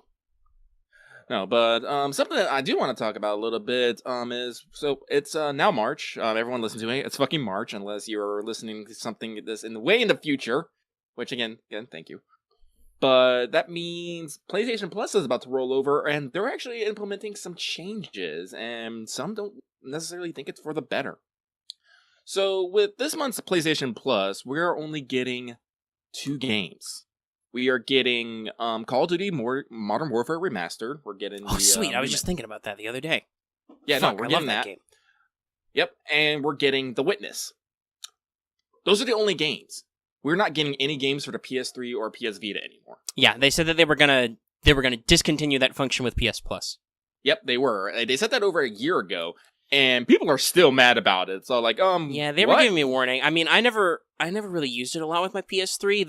The service of games with PS Plus is amazing. There's so much shit. I haven't played a lot of it, but I've played a little bit of Hitman, and it's super fun. And like, I probably never would have picked that up on my own. Oh no, like we're gonna talk about Hitman. I had like such a blast. I've only played it a little bit because I basically haven't got it out in the tutorial because the moment they let me free play the tutorial, I was like, fuck, I want to do that stuff now. Because I was noting that I was like, oh, I could poison that guy's drink, and then I looked at the challenges like, you can kill him with a lifeboat. So I'm still not out of the very first tutorial map just because I've been going back and doing a couple of the extra stuff because I'm like, oh my god, this game is so fun. Yeah. No, well, fuck, now we're gonna gush about Hitman for a second. Yeah, like, Hitman Season 1 is, like, my first Hitman game, like, ever. Same. So, like, and, you know, people are always like, oh yeah, you dress up and you kill people, but every time I see people playing it, they're always, like, fucking it up horribly for some odd reason. Like, I don't know why, like, maybe, like, something went wrong or something, and so I'm maybe thinking, like, maybe, the gameplay wasn't that great, and from what I've read, like, depending on what Hitman you play, yeah, it's very hit or miss, but, like, everyone says, like, very solid things about Season 1. Uh-huh. And so, like, I've done the tutorial mission, the final exam mission, and the Paris mission. Like, but, like, I got, like, more than that, because they gave you the whole first season, which is, like, 6 maps. But, like, each map is so fucking goddamn replayable. Like, yeah, every they're single huge and they're just full of fucking opportunities. Like, I just said this. There's, like, I don't know, there's, like a dozen challenges on the tutorial map. after you do the tutorial, you can go back and do it again. So they're like, okay, so instead of doing it the way we made you do it, you could do all kinds of stuff here. You could do this here, and like, there's all these different bonuses for killing this guy in different ways. And I'm sure that those are not necessarily the ways you have to. Like, I bet if you memorized his stuff enough, you could just do something crazy like stand on the roof, pop him with a gun, and run away. That's not as fun as crushing it with a lifeboat, but like, there's so much replayability. And I know that, like, the tutorial map's pretty small, but I know that the actual maps in the future are huge, too. Oh, no, like, in France, you explore a whole fucking mansion. There's a party with a fashion show going on in there. Yeah, so there's the mansion, which has, like, 3 floors, and, like, every door is, like, open. Like, there's a room, like, every there. You can go through all of them. Depending on what disguise you have, you might not be able to, you're not supposed to be in some of them. But no, it's like, there's 4 levels, because there's the fucking basement. There's a basement level, and also, too. I know from watching people do it, there's a decent chunk of outside. There's, like, a courtyard, and, like, a helicopter lands in one of the courtyards at some point and stuff. Like, there's a lot of space. There's a lot of fucking space. And it's one of those games where I don't feel like I need to run everywhere, because honestly, I'm going to say, that's one of the things I hate, is where, like, yeah, I'm just going to run everywhere. No, I can actually walk, I listen, you hear things, you learn about opportunities, you find interesting nooks. Like, my first playthrough, I'm in a tuxedo, I'm wandering around, I hear that, my first target is supposed to be having a fucking meeting with this, Russian agent. So I'm like, alright, let me see if I can find this Russian agent. I wander around, I fucking find him, learn that, they're supposed to be having a meeting, and a bodyguard will come and take him to the meeting. He's like, alright, so now I gotta get a bodyguard. So I take out a bodyguard, put on his clothes, lead him to the fucking meeting. The guy, my target, walks out, has this conversation where they discuss some very interesting points. And then my target wanders, like, tells everyone to go the fuck away so we can have a moment to enjoy his victory. I'm all like, oh, you sad fucker. You have done fucked up now. You have fucked up now. Yeah, they all do that. They all do stuff like that. It's great. Like I said, I was like, I literally yeah. poisoned the guy in the tutorial once because he has a whole big speech where he turns away from his fucking drink and talks. And you're like, oh, Yeah. you dumb son of a bitch. You dead now. Yeah, I did that, like, and that's the thing, like, on the second time, I didn't have lethal poison, but I was able to find rat poison.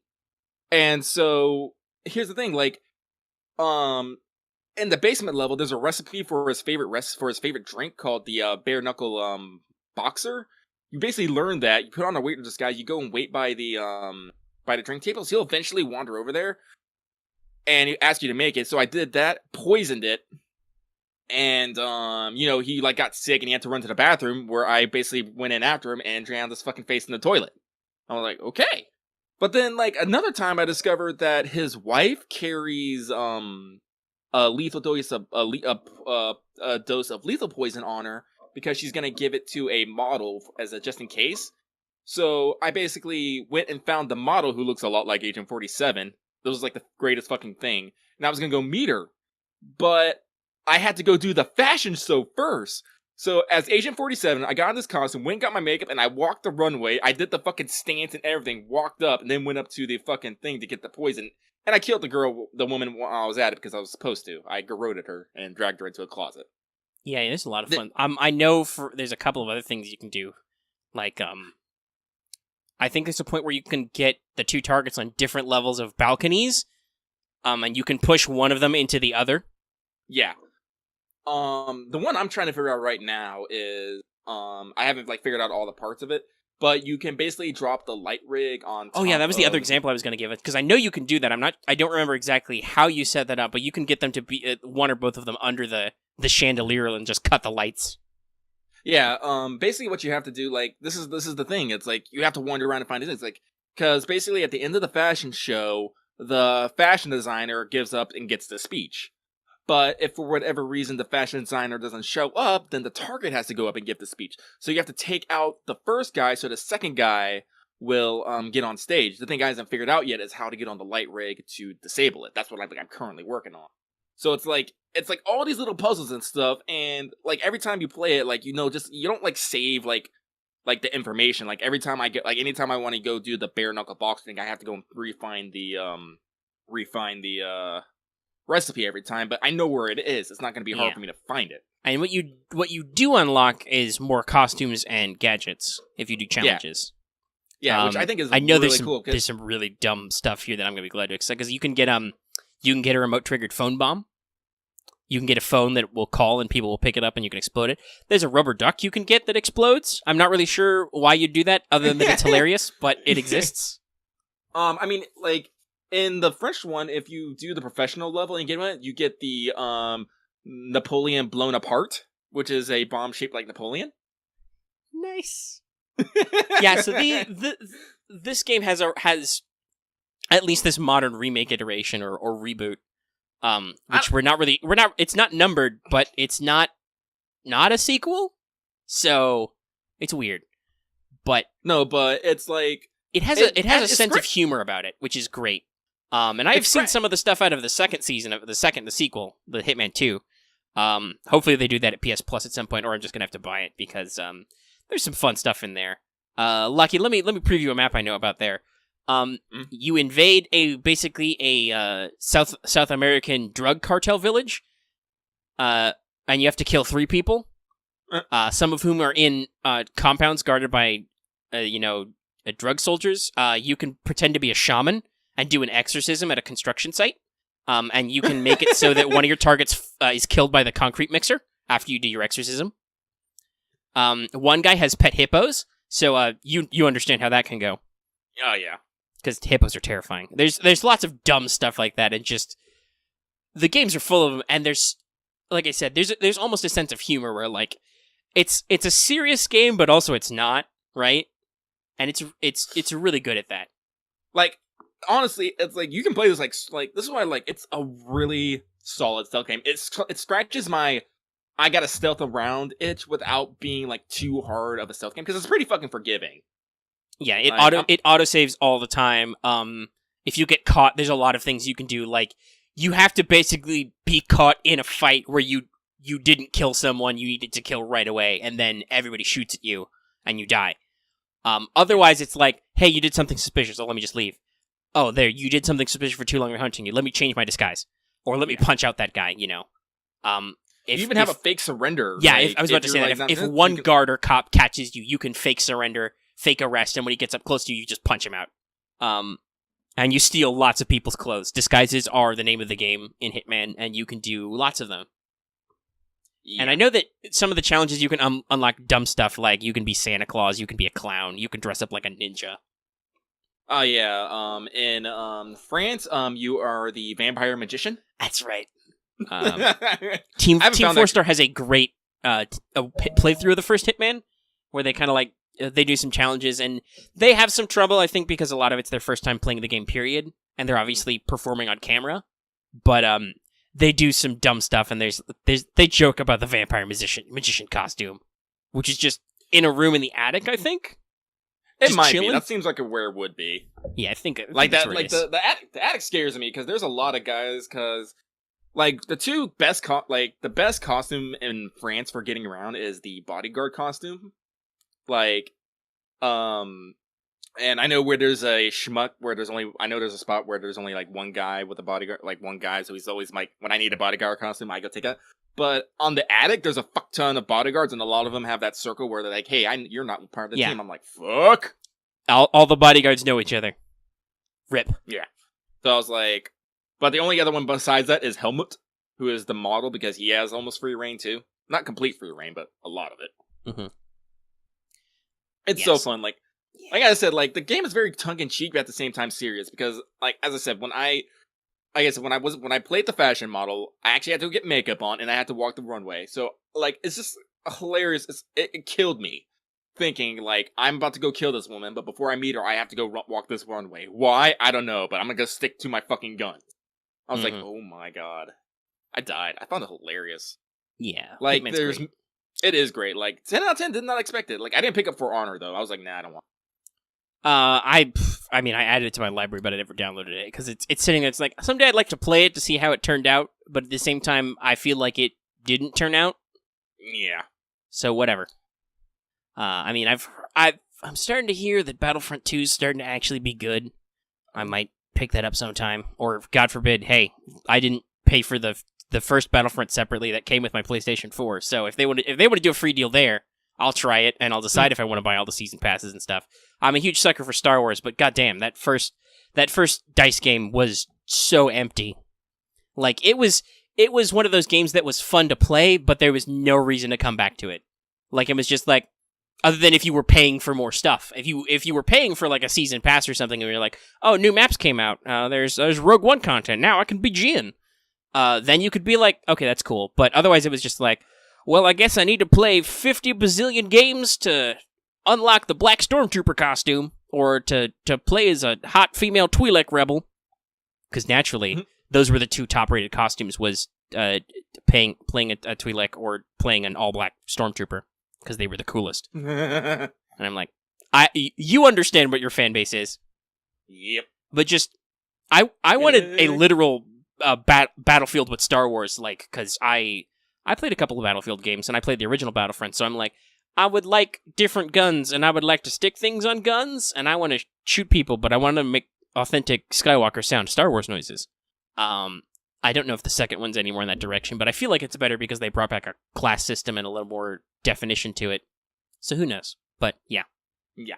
Games are interesting. But I'm super excited that Modern Warfare Remastered is on PS Plus, because that's super cool. I was just thinking about that other day. Yeah, I've never, as I said, I've never been a big fan of Call of Duty, mostly because of the community, I want to say. Like, everyone's all like, oh, multiplayer. I'm like, nah, I just want to play single player, maybe. And, like, you know... I mean, the Modern Warfares have a pretty good single player. Yeah, that's what I've heard. So I'm like, yeah, like, if the opportunity comes up, yeah, I'll totally play that shit. I mean, like, I like the multiplayer formula of those style of games. Like I just said, hey, when I say I'm playing Titanfall 2, I am in fact playing multiplayer just for funs. Just because that game is so tightly made, and I'm not awful at it. I don't like to say necessarily I'm good at first-person shooters, but I'm not terrible. I feel like I can get my hits in most of them, so that's okay for me. And if anybody has a microphone, I mute them. I don't care about you. I don't care about whatever. If 2 out of 6 people have microphones, that doesn't matter. You're not doing anything important. So I don't want to hear whatever you're talking about at like midnight on a weekday. I am here to be a giant robot and to shoot people with fun guns. So yeah, it's but the I think I got started on 2, Modern Warfare 2, which was super impressive to me. So it'll be good to actually go back and play 1, because I've heard lots of really good things about the story. And just yeah, so like I played I like the multiplayer style. So like I played Call of Duty 2, and the next one I played after that was Black Ops. Like that's my big gap. I played none of the Modern Warfare. Yeah, I never really got into Black Ops. When 3 was free on PS Plus, because it was a special thing for Black Ops 4, I tried to play it, but I was like, at least on the single player, because I am that guy. I always play the single player campaign first, because that's how I learn how to play the game, rather than get slaughtered in multiplayer all the time.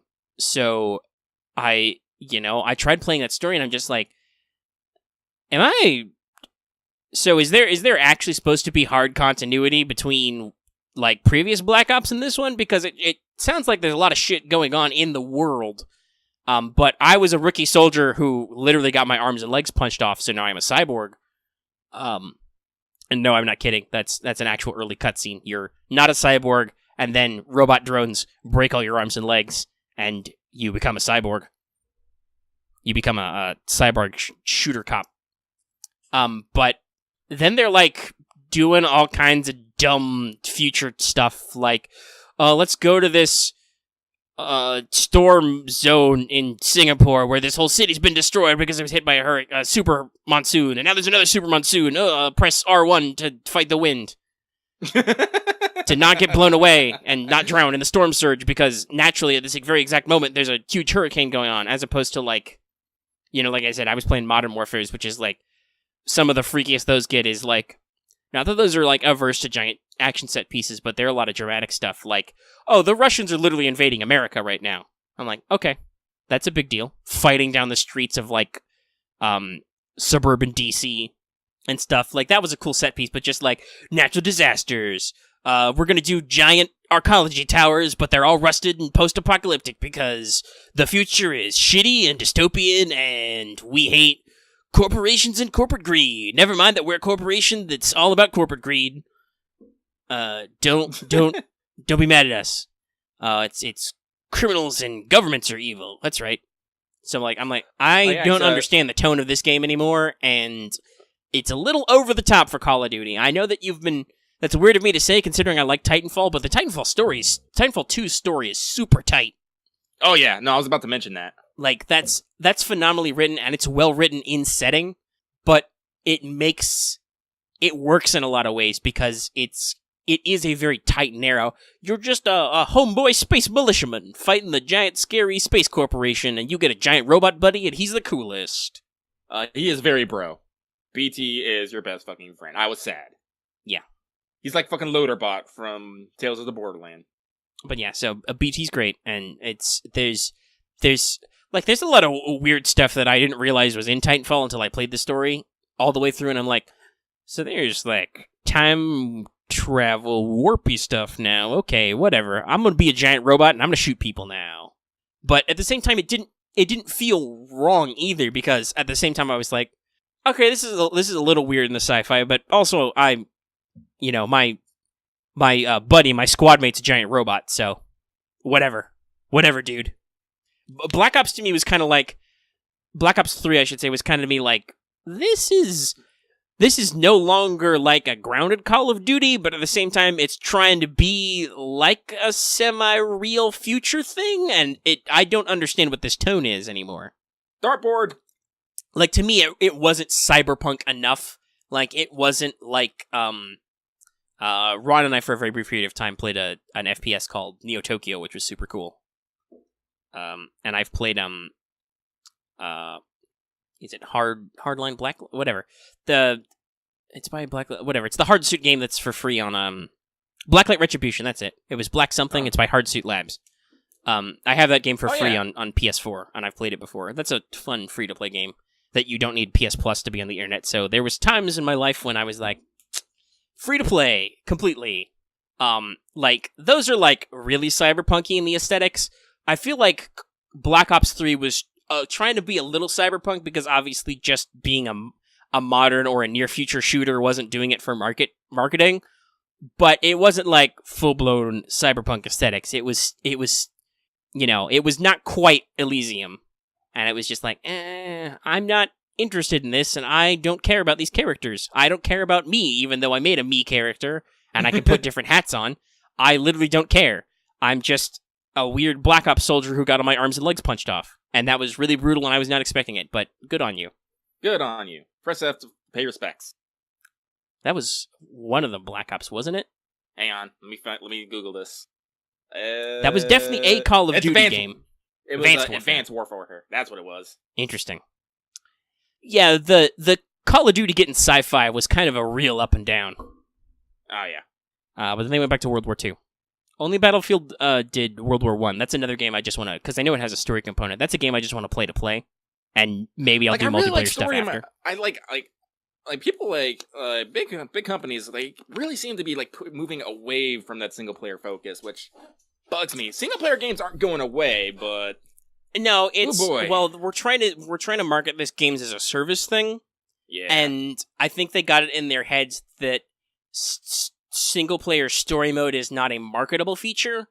And there was that trend for a while, like the first Battlefront didn't have a story mode. Titanfall 1 didn't have a story mode. Well, it makes sense, because that's the thing about story modes, is once you play the story, that's it. Right, unless you write more, you're done. Yeah, you're done.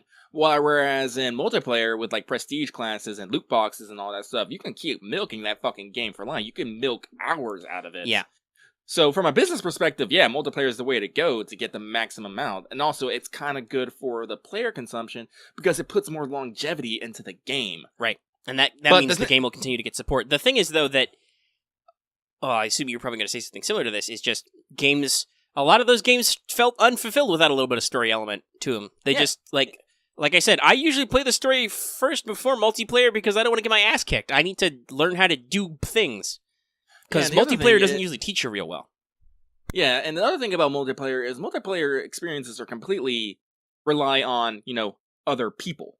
Which, if you don't mind, hanging out with a bunch of people you don't fucking know, or dealing with people who, are going to insult you or not, or who knows, you might have a good experience, but it still requires you to be around other people on an online connection that you may or may not have. I said, today, nowadays, you need some, good internet's, almost, a requirement nowadays. Yeah. And, unfortunately, when, you take out single player, from that, you're basically forced to play with other people. Which requires additional monetary investment from you, because nobody does free online services anymore. Nope. Like I said, there are some games which are on the free-to-play model, which I think have free internet connections, but most of them are no, you need PS Plus or Xbox Live or whatever to access our network features. So it's multiplayer is the way to go to make money, but at the same time, you're kind of forcing people maybe outside their comfort zone, and maybe they're out of their finance zone. Yeah, you're basically taking a gamble that people will buy into your game and they'll ride that for the long haul, and then if they don't, you get beat up because you didn't sell as many units as you did, and you're probably not going to run that game as long as you thought you were, which means you're going to disappoint your audience because they were like, I thought I was going to play this game for the next 2 years, and I played it for 6 months, and then you stopped, and then you're like, shit. Anthem already is having some whip wobbly in its release. Partly because Apex Legends came out. Yeah. And they're like, this shit's free to play. Woo! I agree with lots of people in the quote-unquote industry who were looking at so clearly EA was like, all right, we think some of these games are not going to do as good as, one of these games is not going to do as good as the other. We're going to throw them both out there and see what sticks. And maybe they thought that Apex would be the one that wouldn't stick, but it totally stuck. And Anthem was the one that has not stuck. The people have they have a complexity of complaints, but mostly it's just that it doesn't necessarily do anything original that you didn't get out of say playing Destiny or The Division or any of the other big tentpole MMO shooty people games, of which there are several. Division 2 is going to come out soon. By the way, as of the time of this recording, they have an open beta for The Division 2. I'm not playing it because I'm broke. And I want to play other things. Fair. Kingdom Hearts 3, I'm up to 80 fucking hours in it. Nice. As I said, I have some major complaints about the story, which we will probably get into some point in our goddamn, I like fucking about. It's like we said, I think we said this a couple times. The game itself is great. The only reason why it's not perfect is just there are some story missteps, but at the same time, it's how much do I want to hold that against the game, right? I don't necessarily want to, some of it I want to sling shots at Namura for, you could have actually had these characters fucking do something. Why didn't you? But at other times I want to be I've done some reading and been no, okay, so Pixar took a year to get back to you on creative control decisions on using some of their worlds, so obviously that's going to fuck up your development time a little bit. Yeah, I'm 80 hours in, so I've found all the clans, I have fought them, I got all that. I'm working on Ultimate Weapon, I'm just running around. Honestly, I'm half of the time I'm only half paying attention. I just want to glide around fucking San Francisco for a while. It's wee. Yeah. I'm gonna fall off this building. Oh shit, look, there's a treasure chest. But yeah, so Anthem I think is just, it's not distinct enough from a lot of stuff that's on the market right now, and I have heard people complain who've been playing it that it doesn't have a clear direction, right? It doesn't have a very solid end game right now, or starting system. It's just just go do some missions and come back and get more stuff. It's you don't know what you're working towards. Also, I've heard that it's not very well optimized. Yeah, no, I hear it's been crashing. People have been wanting refunds, and they're like, okay. Yeah, it's buggy, and it has long load times, and it crashes sometimes. It's another one I've talked about this before. It's very obviously it's basically a paid beta. It's an early access game, but I assume because EA is a public company with shareholders and whatever, they don't want to scare their shareholders who are invested in the company by telling the consumers, the audience who actually pays them money now, so they continue to have jobs and exist. At least I assume that's how that works. Otherwise, why do we give you money? Question mark. I'm not a business expert, but it's one of those things that's at some point you have to be beholden to the customer because they actually pay you, and then that wealth gets accumulated to shareholders, and if they leave that fuck stuff up, but still, like, people like to give EA shit, but guys, EA's still making a fuck ton of money. Oh, they're making loads of money because they pushed out Apex Legends, which is great for them. And I played it a little bit. I just did the tutorial. Especially because they make you do it with other people. I'm like, I'm not into battle royales. I don't necessarily like the style. The gameplay is just Titanfall 2 there with no mechs and battle royale type stuff in it. So it's gameplay wise, it's tight. It's just I don't have 2 other friends to partner up with all the time, and you'd be like, but it's free. I'm like, yeah, but I'm still not going to convince Lucky to download and play Apex Legends with me. We still need a third.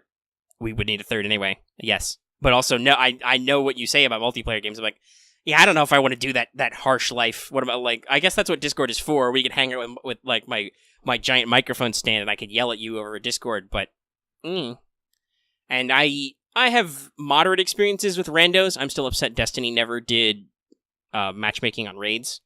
Not that that would work because their raids are ultra complex and require internet walkthroughs anyway. Yeah.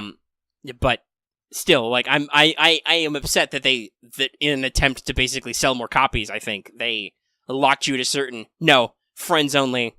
And also everybody, you have to find more friends with more copies and actually play together. And I'm like, okay, that's not how I work, so I will never do those things. Destiny, I'm sorry.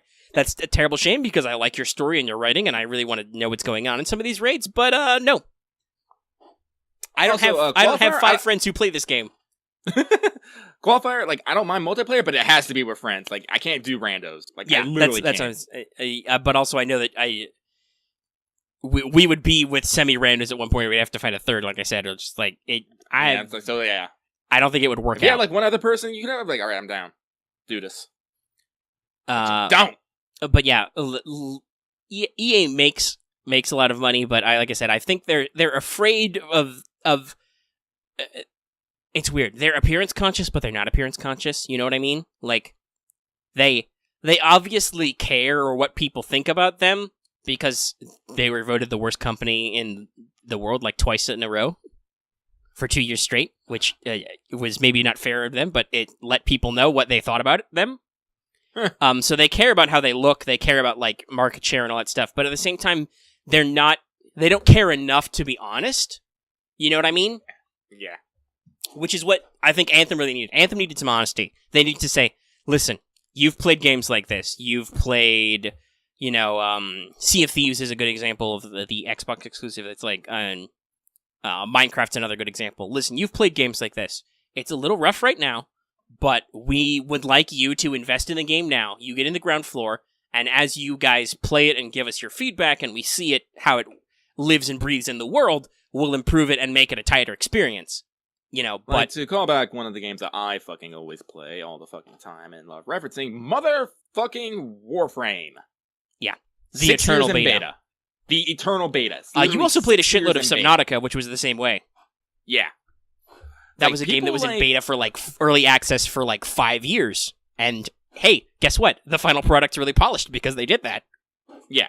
Like, there is like, early access is a thing. Some people love it, some people hate it, but it's a genuine fucking thing. And if you do it right, it works. If you actually are okay with this extended development time and like actually learning from your audience and not trying to just milk them for money, you can actually learn a lot that way, and the games can be really fun. Yeah, like, Warframe's, like, really fucking transparent. Like, every couple weeks, they have dev streams. It's like, hey, yeah, this is what we're working on. Check this shit out. Boom, new graphics. Boom, reworks. Boom, remasters. It's all like, yeah, this is what you are investing in. Like, don't put a fucking, like, giant door in front of it that says EA only and keep all your secrets behind it. Yeah, like, I think Anthem would have sold better and would have been treated better by the market if BioWare had just said, hey, guys, you know us, we're BioWare, we're working on a game, but because it's got these multiplayer elements and stuff, we need to give it some field testing. So it's an early access game. It'll be, full price to pay it in right now because that's just how our industry works. But if you pay that price and you stick with us for a while, we'll have a really polished game in like a half a year. And I think people would honestly appreciate that because they're used to being lied to. When they find out they're lied to, they're just like, it's another, it was another game that had a shitty launch and it's a lie, which honestly undersells some of these games because, like, you hear this really bad press right away, but then, like, give it a year or two, like, No Man's Sky's been revamped, and it actually has a lot of the features they said they were going to put in now, and it sounds like it's pretty neat and stuff. That might just be my personal bias, because I was never taken away by the miracle ride that is No Man's Sky, but at the same time, I'm like, that game sounds like it's like how I feel about Cyberpunk. Like, I don't think Cyberpunk 2077 is going to be, like, the end-all, be-all of games, but it's squarely in my wheelhouse, so I'm like, I want to fucking play this game. They're going to be E3 this year, I'm looking at BioWare's list. BioWare, like, their game before Anthem was Mass Effect, but I'm like, that was... So BioWare, you might need to reconsider your relationship with EA here. Damn. Yeah, and that was done by BioWare, but that was done by, like, a sub-studio that doesn't exist anymore. Yeah. They kind of, like, passed it off to the quote-unquote B team. We'll see, Lucky. Star Wars Celebration is soon.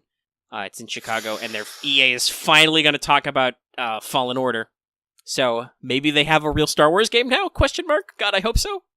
No, what? Battlefront 3.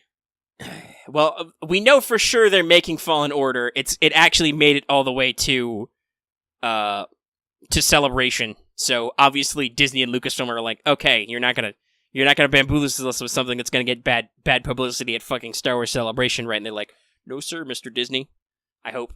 So I'm hoping it's a good title. I think Respawn is also doing that, so that's cool. They do good games. Mm-hmm.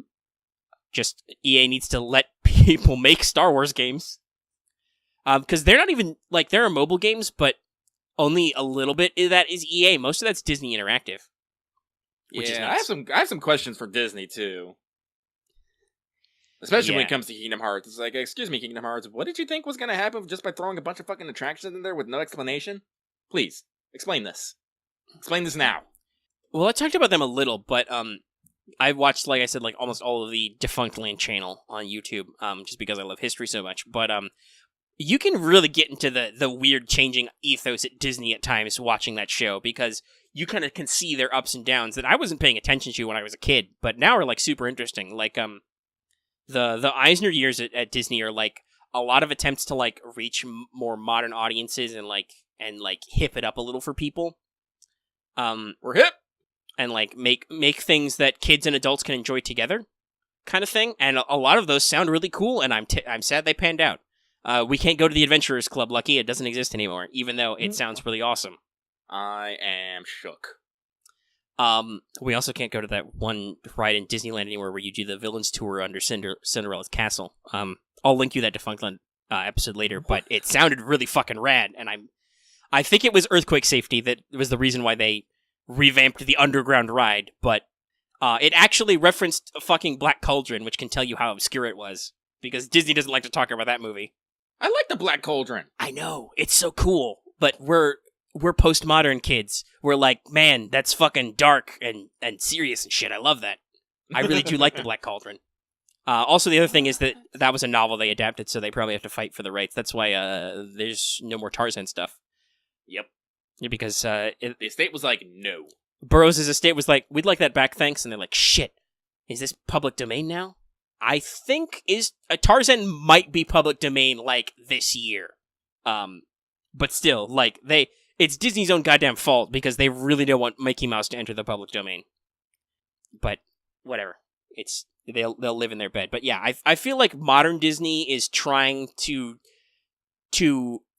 go back to roots, but not in like the best practices way, but in the like, fuck it, we're a kids entertainment company. We're gonna do stuff for kids and focus on our integration with our rides and stuff, and everything's gonna be as Disney as fuck as it can be, and we're not gonna be adventurous anymore.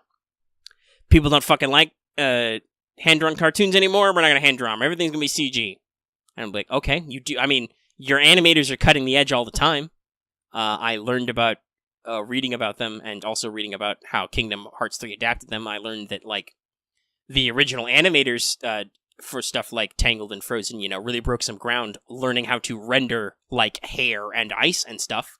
So technically those movies are amazing, but at the same time I'm just like, you watch a lovely Disney 2D animated movie and you're like, god damn though, that's really good. What was the last like animated Disney movie? Hand-drawn? Well, at least 2D style? That was Princess and the Frog.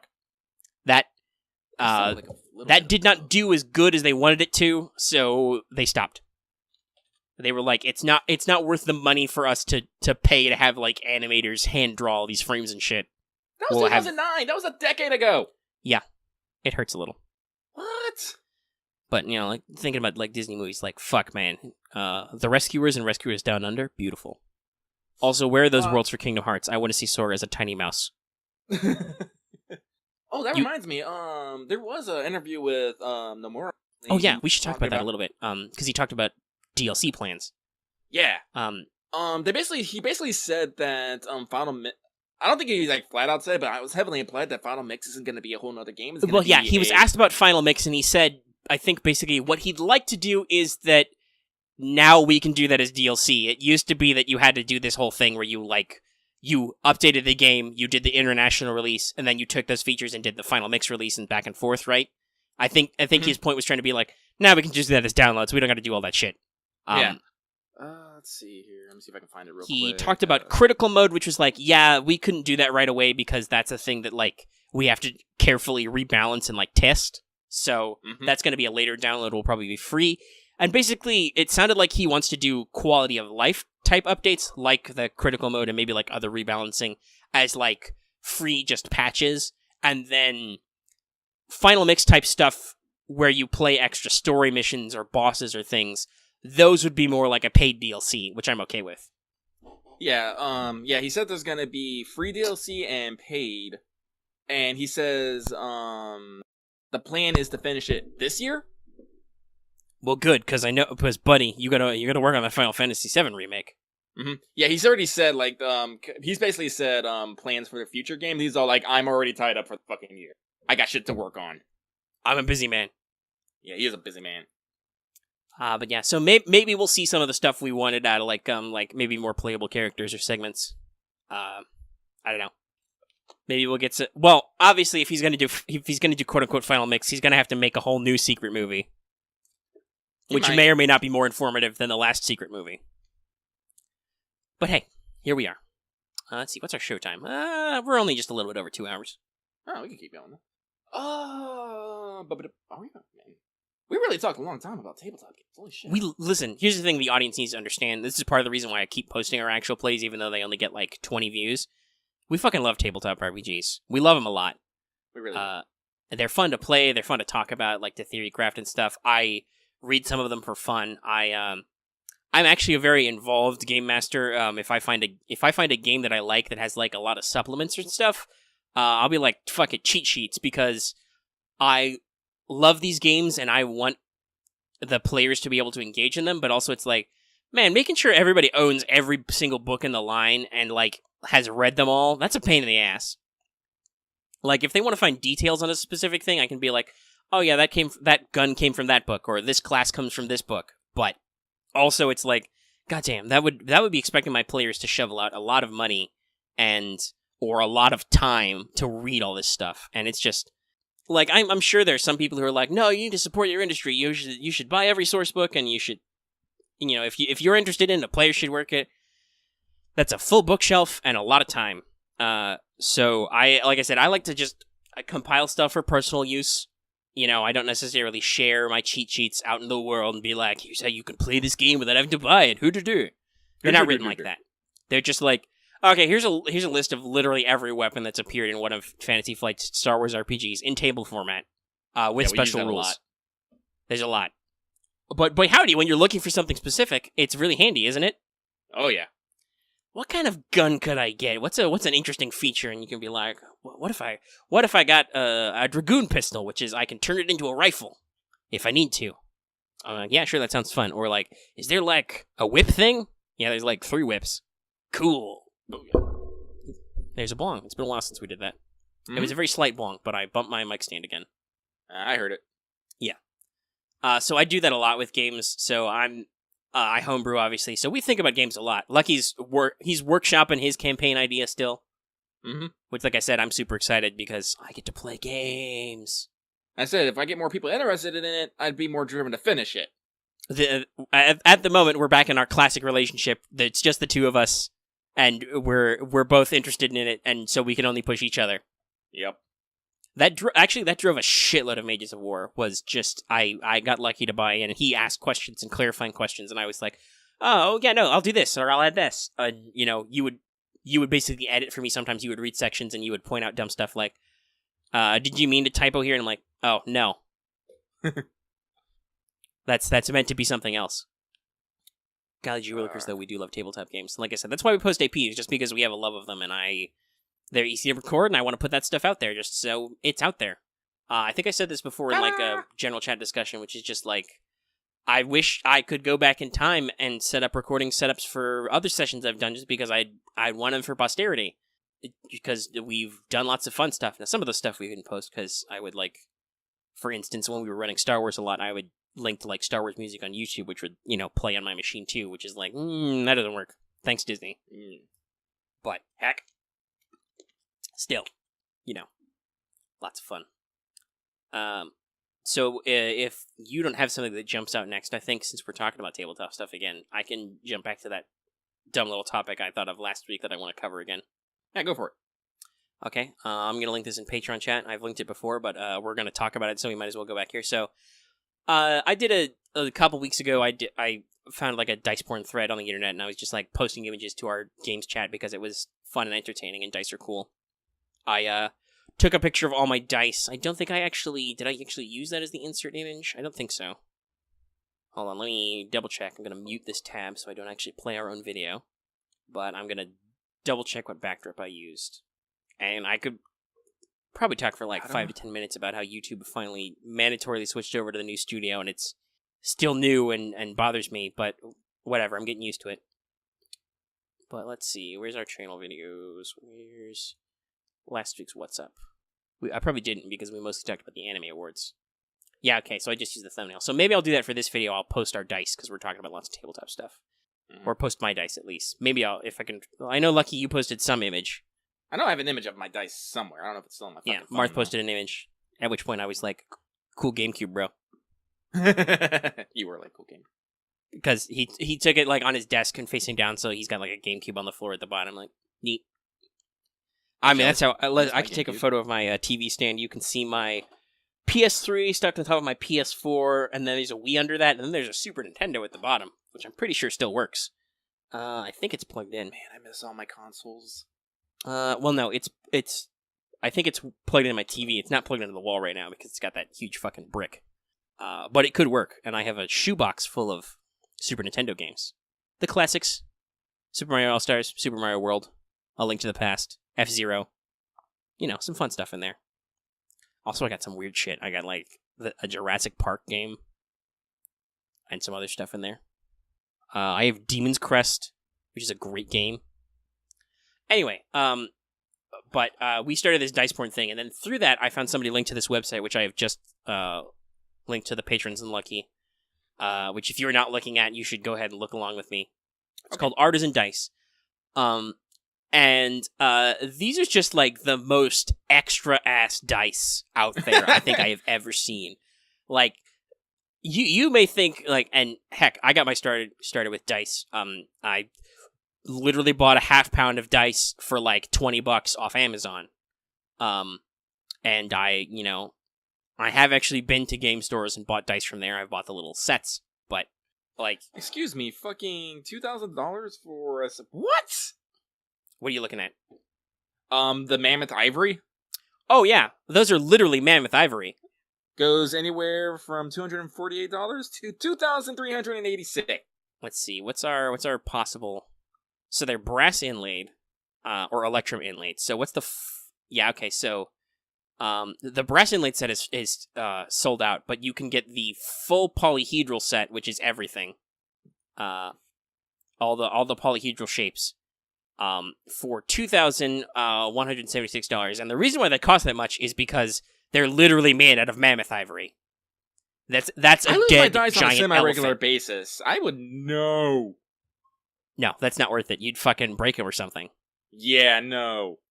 By the way, this is under their Necromancer line, which is dice raised from the dead, which is hilarious. I posted some of these, but living in Florida, I find this hilarious. You can get gator jawbone dice. In colors like Southern Citrus, Black Magic, Bayou Blue. And I'm like, yeah, I want to turn 1,000 or millions of year old predator into my fucking dice. Sure. Oh, that was the red one. Magenta Morning. I'd buy some of those for like $300. Sure. I'll in a Eastern aromatic cedar box for 20 extra bucks. I'm looking at the Dragon's Dice, the machine solid metal ones. Woo. Yeah, those are also swag. They're expensive because they're literally made of metal, but they're really cool. Yeah. You can get brass, bronze, aluminum. They have something titanium called Damascus. Yeah, Damascus, which is titanium that has been given the Damascus steel treatment, so it's got all the waves and lines in it. And you know what? I bet they have steel too. I bet some steel or some titanium dice would probably last pretty long. Oh yeah, I know. I could probably kill a man with that. You probably could. They're fucking literally titanium or steel. Like, aluminium, copper, those are fine. Oh, bronze, steel, titanium. What are we making weapons and civilization here or something? But yeah, so this place is just full of these. They have let's see, 1, 2, 3, 4, 5 categories plus their specialty dice, which I think are just limited run items. Where they I'm trying. Okay, so yes, so they have hops dice, which are literally compressed hops. I don't know how they turn that into a solid die, but they have turned hops, as in from that would normally go in beer, into dice. And they have some dice that are made of, yes, they have been cut from a genuine Jack Daniel's whiskey barrel or a Jim Beam whiskey barrel. So if you want to mix your alcohol and your gaming, it's pretty funny. But so they have what they call Druid's dice, which are exotic woods. They have Alchemist's dice, which is polymers. Dragon's dice are machine solid metal. Elemental dice are stone. And Necromancer's dice are bone. And just, you look through and they're like, these are amazing. Some of the woods they have are like, some of them are exotic. They got like, ancient-ass woods. Like old tree. Well, we already mentioned, according to them anyway, the Mammoth Ivory is literally Mammoth Ivory. It's a fucking fossilized, dead-ass mammoth that they dug up and they turned into your dice. This is why I say this is like the most extra place. Because it's just like, can you, we literally can't imagine actually coughing up the money to buy dice made from a mammoth. Like, what the fuck? Like, I'm a millennial, man. I have a hard time, like, justifying some of the purchases that I see. And, like, I can't, like, if I'm not going to use it or, like, appreciate it aesthetically, I can't buy it. And I don't know how I can appreciate these aesthetically because I would want to roll these. But the moment I roll these, one of these is going out the fucking window. I'm never going to, again, a bird will fly out of the sky, catch it in its beak and fly off. And I'm like, there goes 300 fucking bucks. Like, well, I don't know. If we ever got to be YouTube millionaires, I'd love to buy some of these because we could turn that into a video. Which is, hey, we spent like $150 buying probably something cheaper, like the acrylics, like their polymers, because they got some fun colors like lava or Minion's blood, which are just translucent acrylics, which look really cool, but are still basic ass acrylic dice. Oh, my phone died. Shit. Ooh, they have some interesting... So if you get acrylics, you can get some interesting things. Like, you could get a fully polyhedral set. You can get fate dice. You can get 4 to 6 d6. You can get a single d20. Or you can get 10 d10s, which is good for lots of d10-based systems. Or you can just get, like I said, the full polyhedral set. That's neat. So the acrylics are fairly cheap, it looks like. The wood, I think, are the cheapest, the least expensive. And you can get what you'd expect, like ebony, walnut, other stuff like that. If you were some kind of tree person, you would probably understand better. The elemental dice I think are also neat, but they're a bit more expensive. Like they've got these red jasper with copper inlay dice, and I'm like, God, I love red, but would I spend $400 for a full set of these things? Just to get the red jasper? I'm like, I don't know. Like I said, if I was gonna do this, it would either be the metals, just because I'm like, these aren't going anywhere. God knows how much these weigh, but they're not fucking going anywhere. Or probably the acrylics, just because I don't feel like I'm a wood dice kind of guy.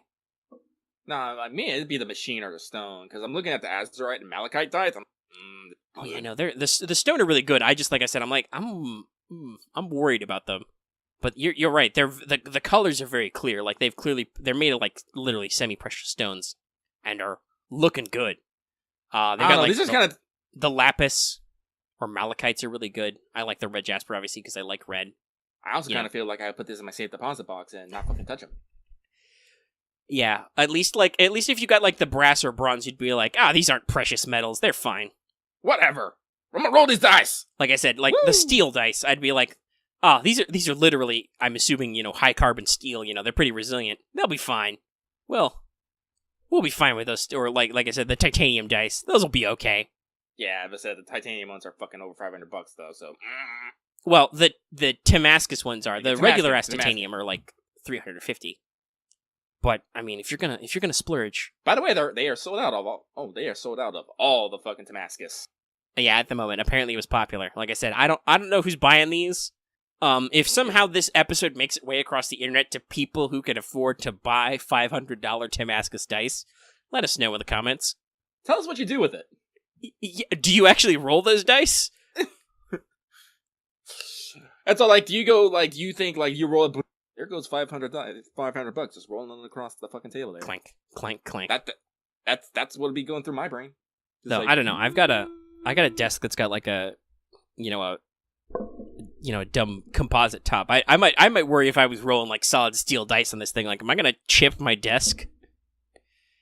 I suppose it's better that my desk gets chipped than my $500 dice. Yeah, no, I pulled out all my dice. I do not have a single complete set of polyhedron dice, and I guarantee you, when I bought them, they were a complete set of polyhedron dice. Rip. So I'm like, I'm losing dice somewhere, like I'm losing fucking socks. So I don't want $500 dice that I randomly lose at some point.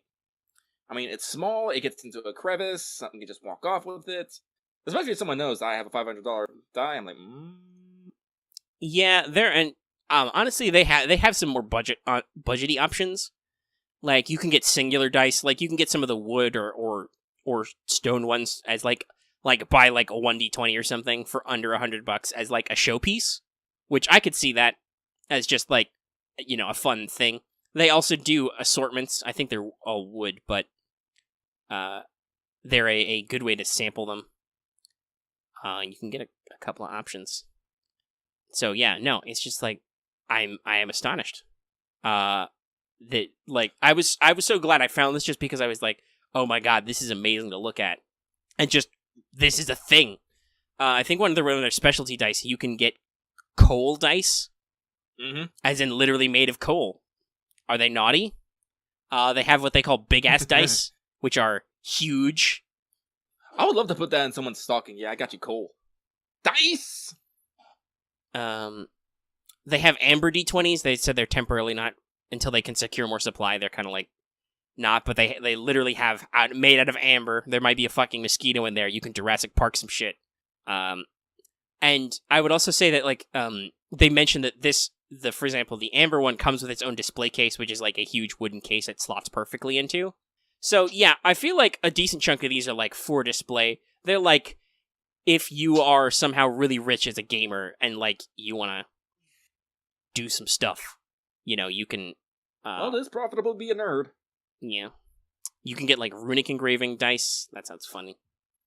Fuck yeah, runes. You could cast the runes with your dice. What are these?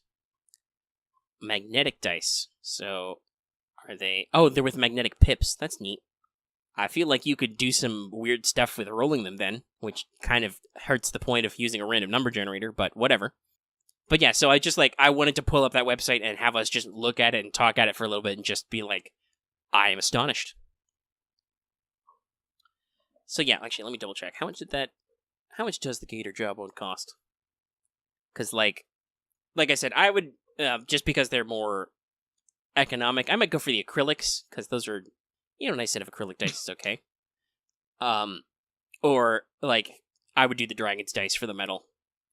But I could be convinced to get some Gator Jawbone and, like, Red Snapper. Just because I would love to be able to say, yeah, my dice are literally made of alligators. Those would be my player killing dice. Hold on, let me get the gator dice. But like, it's at the same time, I'm also a little bit concerned because it's like, like American bison horn. I'm like, are we taking this a little bit too far in the terms of killing things to take their stuff? We've killed some animals, probably not because that's not necessarily economical to source, but some animals have definitely died, and we have taken their bones to turn into dice.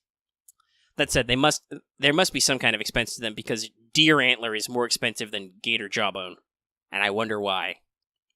But yeah, no, the mammoth thing I think is the one that I was the most like blown away with when I looked, because I was like, is that literally mammoth ivory? No, they claim that literally that's a fucking fossilized mammoth. They've turned one of its tusks into dice, and I'm just, like we said at the start, I'm blown away. Blown away. I can't even. Like, caribou dice? Caribou horn? Sure. Deer antler? Okay. The gator jawbone, I was a little bit like, alright, that's a little intense, but sure. I'd buy those if I had unlimited money.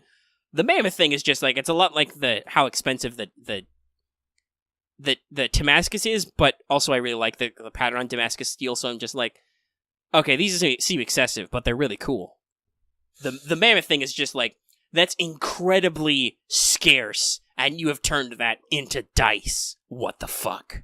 This is what we like to call the mindset of the 1%, I would say. I'm gonna pay $2,000, and I'm gonna have a set of dice made of mammoth ivory.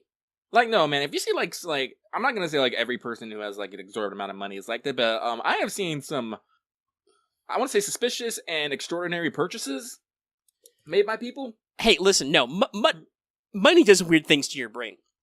Not having money does weird things to your brain too. But like, at the same time, you can say that a certain amount of poorness or poverty, or at least just having tightly controlled finances, at least breeds some positive aspects because you really think about what you're doing with your money all the time.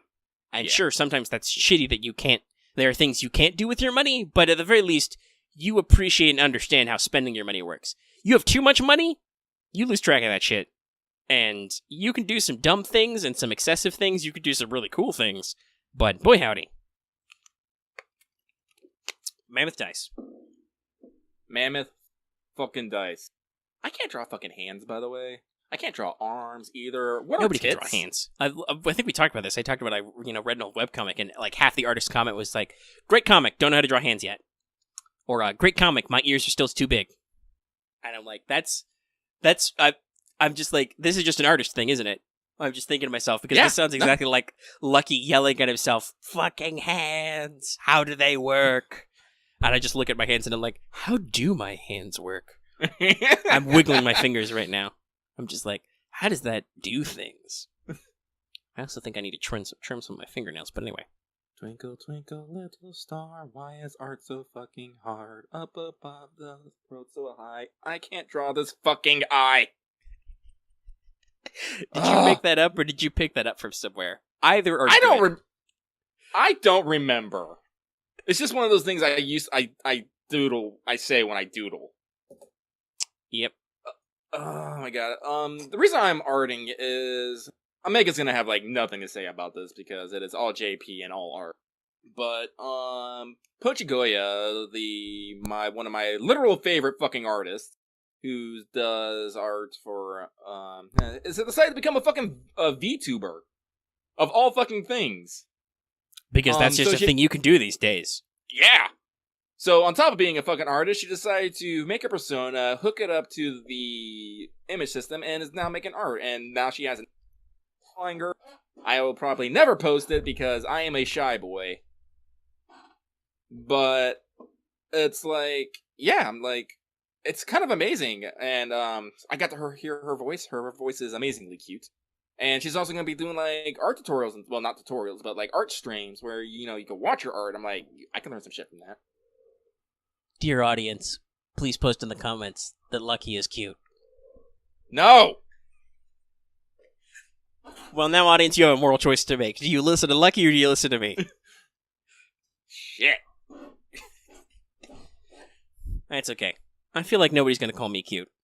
I can make them call you cute, though.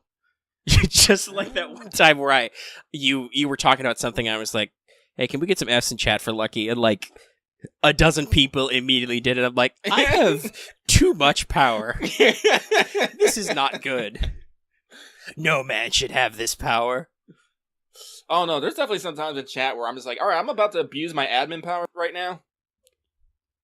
And people listen to me, I'm all like, damn. No, we have a pretty loosey-goosey moderation team. It's, us and a couple of moderators, and we don't really need to be too active on the moderation end, but when we feel like we need to put our daddy pants on, we'll do it. Like, we talked about the spoiler function the other day, because that was super excited, and people loved it. But people were starting to get a little bit out of hand at toying it out, and I'm like, okay, this is no longer related to this channel, guys. Wrap it up.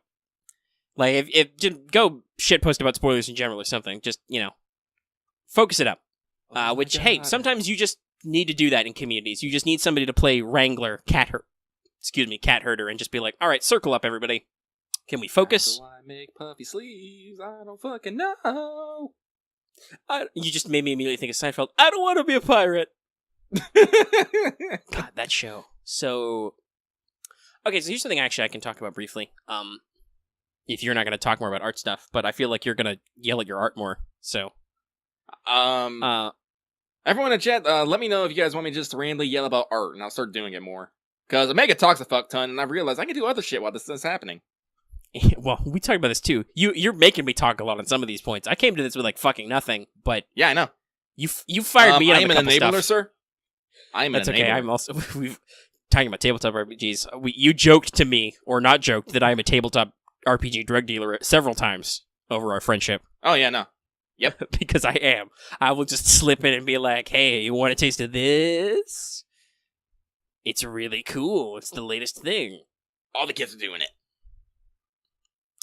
I've been watching a little bit of Netflix. Not a lot. I need to get back to it because I've realized there's some new shows and there's some shows that have some new seasons, and I'm like, oh shit, I should watch some stuff. But a while ago, I watched this CNN documentary series. I don't know what it's called, but the individual shows are like the 70s, the 80s, the 90s, whatever, and they're like retrospectives on those decades. So I've said before, fucking love history. So those were just super interesting to watch, just because, well, I was only alive in one of those decades, and I don't really know if I want to count it because, let's see. So I was born at the tail end of 92. So the front half of the 90s, if I existed, I definitely don't remember. And the back half of the 90s, I wasn't really thinking about cultural and historical shit. It was just like, what cartoons are on TV and what books did I read? And those don't necessarily make it into documentaries. Though they talked a little bit about TV, so there was some stuff. But those were just super interesting to follow in history. But they recently came out, apparently, I guess, with one on the 2000s, which makes sense because the 2010s are almost over. Yes. How's that for some crazy shit? It's 2019. It's going to be 2020 in just a year, which is mind blowing. Jokes out now.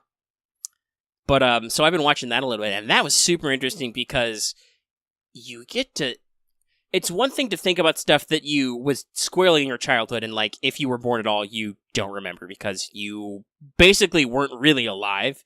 I mean, you were like breathing and pooping and eating, but you weren't really doing much. I don't have any cognate memory. Yeah, like I remember flashes from my early childhood from maybe like 2 or 3-ish and a little bit after, but it's all just random impressions of stuff that kind of blurs together, and guess what? There's nothing deeply historical in those memories. It's just like, flashes of consciousness stuff. Like, I remember playing video games for the first time, basically. I vaguely remember learning how to read, where it was just kind of like, one day I was like, fuck, reading's really hard. And then I'm like, the next day I was like, holy shit, I can read.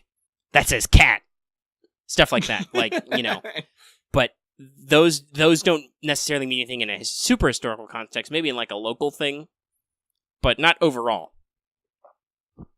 Because I lived in Guam for a while when I was very young, so I have a couple of vague earthquake memories, and I have one vague series of typhoon memories, which that typhoon was like super strong, so maybe people on the island might remember it, and I would be like, oh, I remember, yeah, I was little, I was here, but I don't think it wasn't like It wasn't like your fancy pants Katrina's, which hit major U.S. continental cities, and people freaked out, even though it was just as strong of a storm. By the way, Katrina is like a whole back half of an episode in this series where they're talking about some pitfalls that the Bush government made, and they kind of mentioned where it was like, yeah, so a disaster hit, and hey, guess what? FEMA was rolled into Department of Homeland Security. They were actually completely unprepared to handle a national disaster that was weather-based and not terrorism-based. So they really sucked it up for a few days.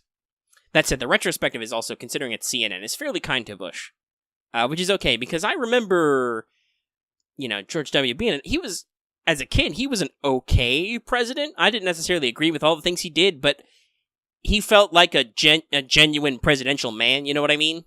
He tried. He was trying.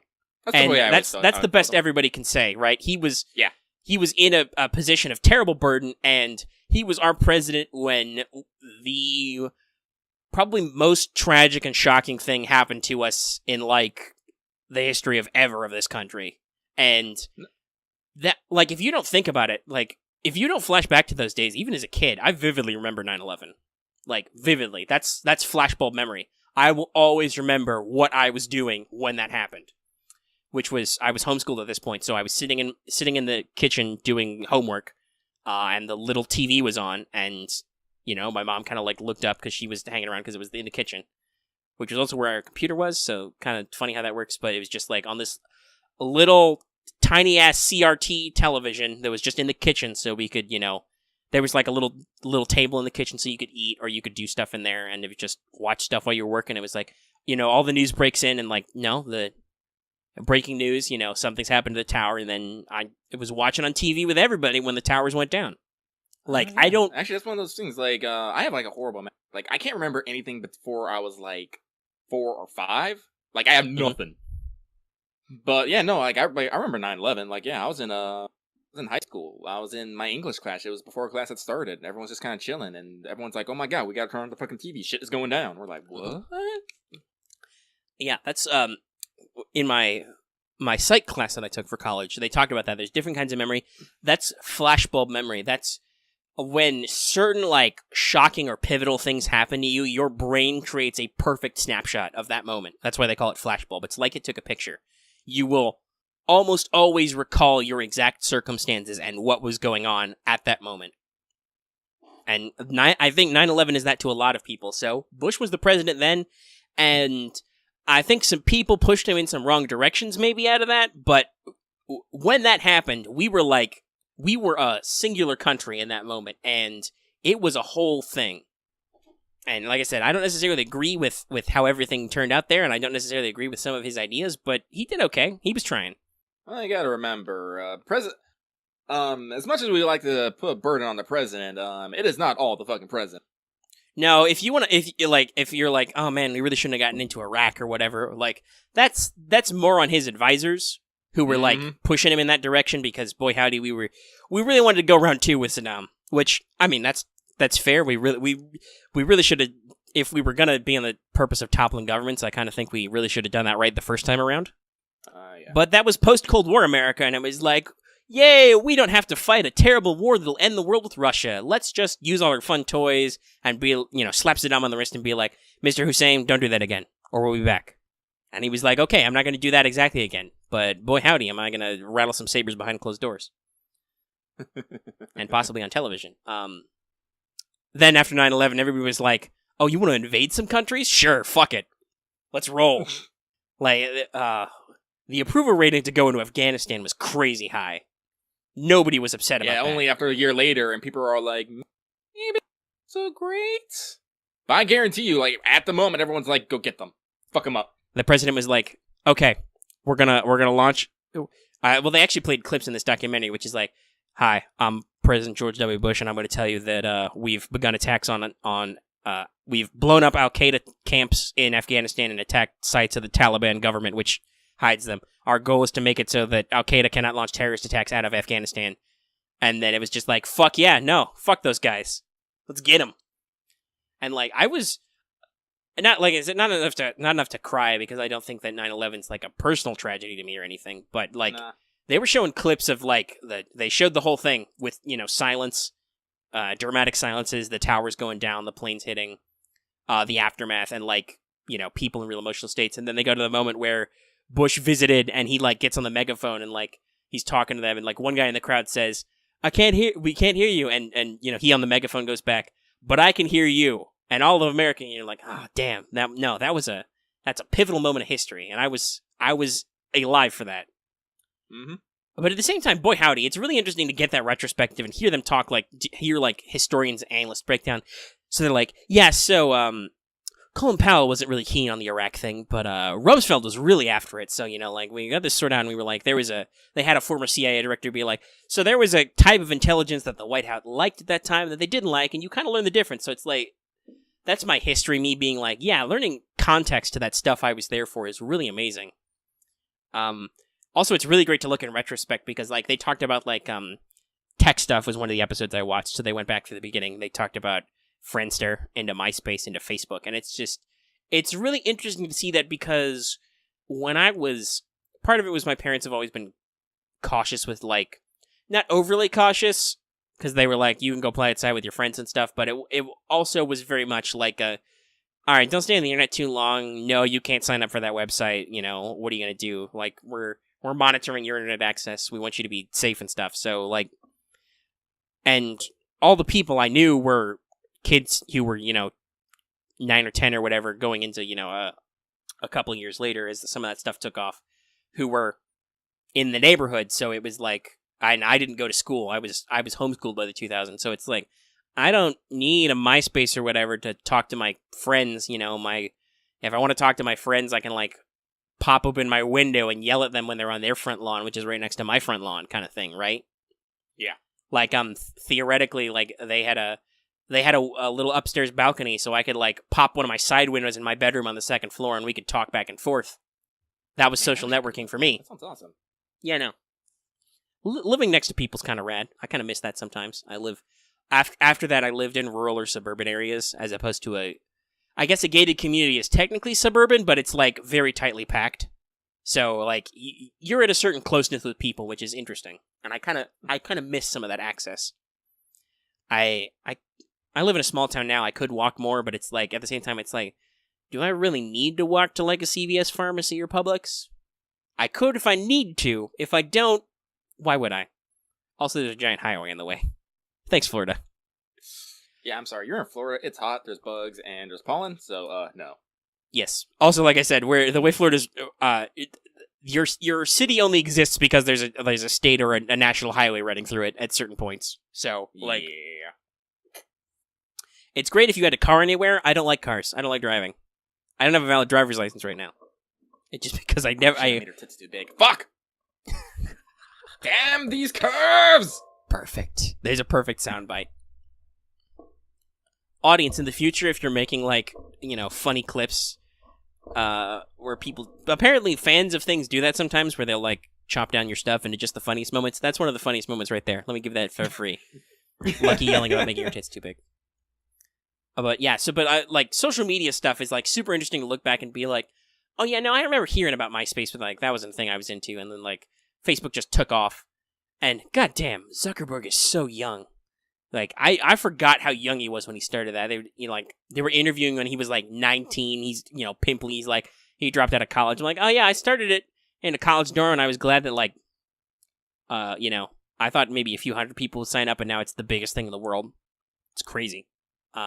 It was also really interesting to see Steve Jobs talk about Apple stuff again, because he's obviously departed now.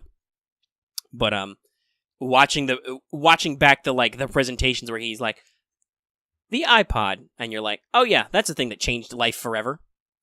Or they talked about the first iPhone, which was, when was that? Was that 7? I think that was 7. And just how much of a phenomenal breakthrough that was. Because it really was. It was they even had an analyst on who was so at the time, I'm paraphrasing them, at the time you could kind of tell where there was a very generational cycle of technology, so you can kind of tell what the next phone would be. And then Steve Jobs shows up with the iPhone, which is 2 generations ahead. It feels like it showed up out of nowhere from the future. And then like right away after, Google debuted Android. Because the CEO of Google was also on the board of directors for Apple, so maybe he heard some things. He was all like, I'm sorry, I'm Android for life. I don't think I can do iPhones. I also got and here's the thing. I respect Apple as a tech company for, like, reinventing themselves and for pioneering a lot of this shit. Like, Steve Jobs was great at that direct... somebody said this best. He was a great curator. He knew enough about design and technology and programming to, like, find other people with good ideas and figure out what would work. So, like, the iPod, revolutionary. I've never owned one. The iPhone, great. The iPad, also great. I never owned any actual Apple products. My mother was always a huge fan of Macintosh computers, so I've used them before. But as a kid, I was always like, fuck. This was around the 2000 mark, so this was before Apple reinvented themselves. So I was like, not fucking, because I was, 10 or whatever, but the sentiment was, fucking Apple computers, you can't run anything. You can't play any games on this. You can't do cool stuff. Because you couldn't, because the software wasn't set up for it. And honestly, I don't... How easily can you game on a Mac these days? I know some games are cross-compatible, but... And I know that you can cheat. Fucking OS, because Mac still runs its own OS. Mm-hmm. So yeah, but that's the thing. I don't like Apple's walled garden mentality. I hate iTunes, like, as a service, because it's just a pain in the ass to get your stuff out of.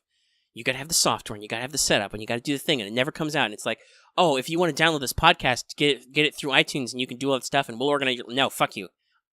I don't want it to be easier. I want to be able to work with it and control it. I download all my podcasts and shit manually. I put them on my third-party MP3 player just because I'm mostly concerned about storage space on my phone. Like, I'll stream stuff on my phone. Like, I'll watch YouTube or even audio clips on my phone rather than download sometimes. But, goddamn, phones are kind of heavy.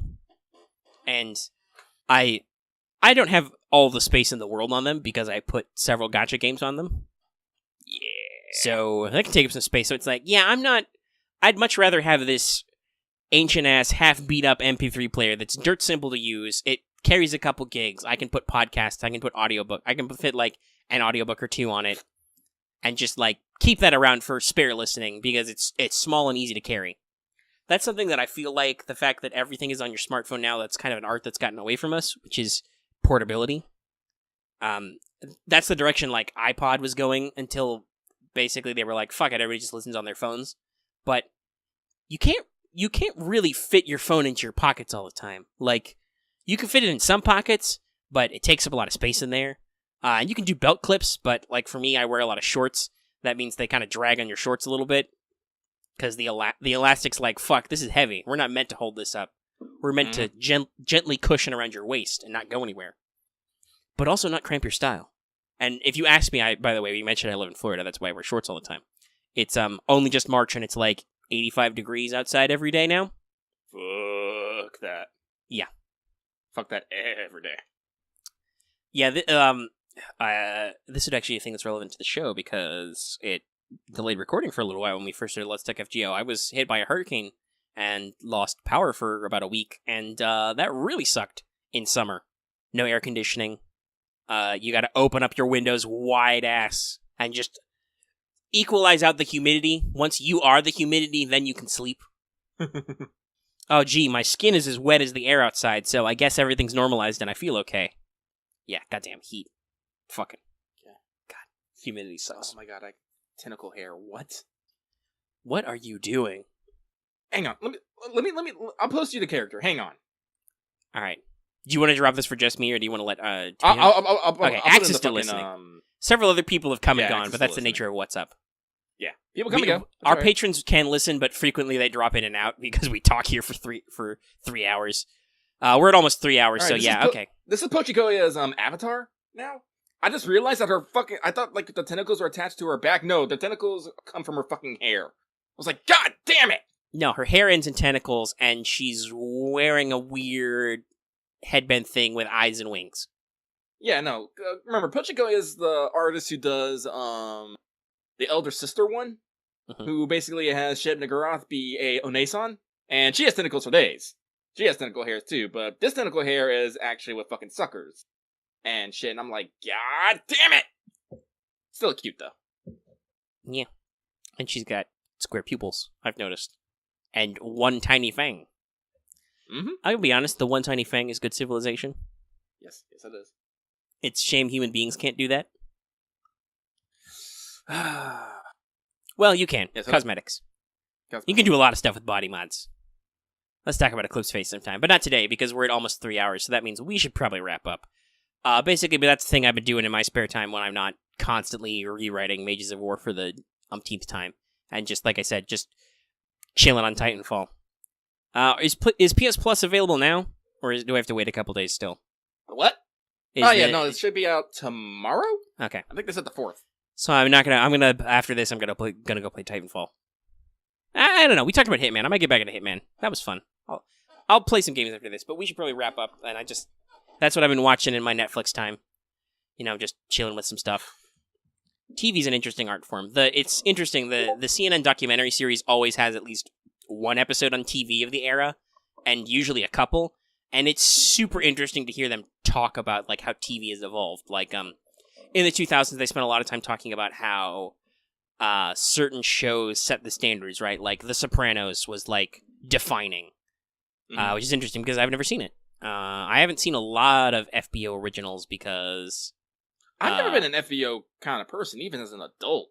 Like like Game of Thrones over my head. Fucking Orange is the New Black over my fucking head. Well, that's Walking Netflix, Dead over my head. Well, you know, like all these fucking shows are like, yeah, you gotta watch this shit. I'm like, no, watch this shit. Yeah, I mean, I like Game of Thrones. I don't know. They'll do an ending. That'll be a thing. I'll probably be fine. I wasn't super into the books because as much as I do like fantasy writing, they're still, you know, fantasy heartbreakers. They're fucking doorstoppers. So they take a long ass time to read. And I gotta be honest, I've talked about this before. I don't actually really like suffering porn, which is a genre of things. I'm like, I mean, I respect the anybody can die, you know, just because you like a character, they're not safe kind of writing, right? That frees you up to change some tropes and do some really interesting things. At the same time, I'm not 100% into the just, and everything sucks for everybody forever. I'm like, life doesn't necessarily always have to suck. You know, you can have some non-suckage. But whatever. But yeah, so they talked about like lots of telling TV. They talked about how like 3-camera sitcom setups were kind of like revolutionized. Like Everybody Loves Raymond was kind of performed in a specific way, where they said they would hold for the laugh from the live audience. Which, thinking about it, I'm like, oh yeah, they do that. It's like they said they're like doing a play. You deliver the line and you hold until you get a laugh, or if you don't get a laugh, you keep moving. But like that really helps the comedic timing because they build the beats in because they're organically recording the beats, and I'm like, ooh, that's actually really good, and that kind of helps build the audience reaction. They also talked a lot about Big Bang Theory though, so I'm kind of like, and also they mentioned like Lost was interesting. I feel bad for the Lost guys though because one of the co-creators, not J.J. Abrams, I guess he's too important, but one of the other co-creators who stayed on after Abrams left was like, they wanted to end the series earlier, but ABC was like, no. And eventually they were like, I think he said that we were like part of the way through the third season, and ABC finally told us, okay, you can end the show after 10 seasons. And they were like, shit. That was another like through line through these couple of episodes was like, yeah, finales became kind of a big deal, and there was an art to it.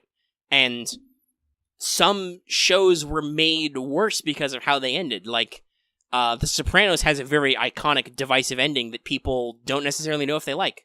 And if you don't know, it's not like, I think, a technical spoiler. It's just like, there's a lot of tension building up in the final moments of the episode, and then it cuts to black, and nothing happens.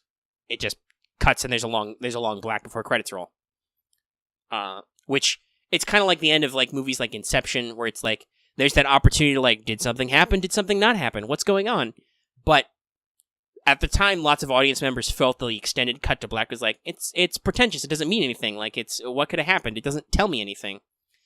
And so some critics were like, it was okay, but, you know, it was very divisive. And then they talked about other shows that had really solid finales. But TV's a very interesting art form. And someday some of it I'll watch, some of it I won't. I don't know. Like, I didn't watch The Shield, because that's the thing about the 2000s. I was a kid when the 2000s started. I was like 9-ish. Actually, probably no, 8-ish. That'd be about right for the timeline. So, yeah, I don't know. There was some stuff I wasn't watching. I wasn't old enough to watch, or I didn't care. Because I was watching kids' TV. I did watch Battlestar Galactica. That was cool. That got a little weird after a few seasons, but when it started, it was super awesome. Did you ever watch Battlestar, Lucky? No, I never really got into it. That's okay. It was, for me, especially as a Star Wars kid, it kind of scratched that space itch that wasn't super scratched. I think I was late teens, early 20s when that shit, and I had a whole bunch of life. Like, when I was a kid, the shit that I fucking binged, like, fucking Star Trek Voyager. Like, if that was on, I'm down. I watched that a lot as a kid because my mother especially was always more into Star Trek as, like, TV serials. And she's British, so growing up, she watched, like, lots of Doctor Who and stuff. So, yeah, no, that was a regular thing I would watch. And I vaguely, I didn't really want to watch it because I felt it was kind of creepy and weird. But the X-Files was still on for a little bit while I was that age. But I watched some Voyager and some stuff. There was a lot of that to watch. But like after that, I felt like Battlestar was the big thing, and that was cool.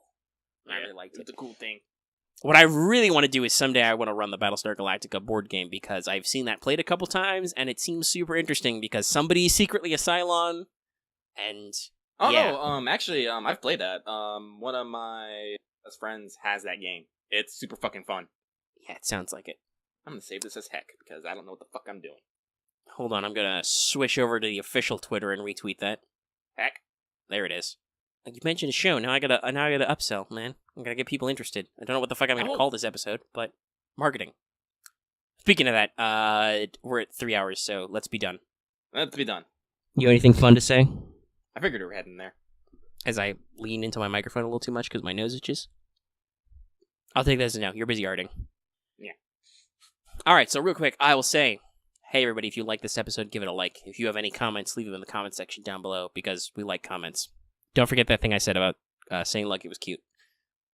And of course, if you are new here and aren't already, you can subscribe to our channel to always get our videos, see them when they pop up. Don't forget that you can hit that bell for notifications so you can always know we post a new video because it's about 10:30 at night.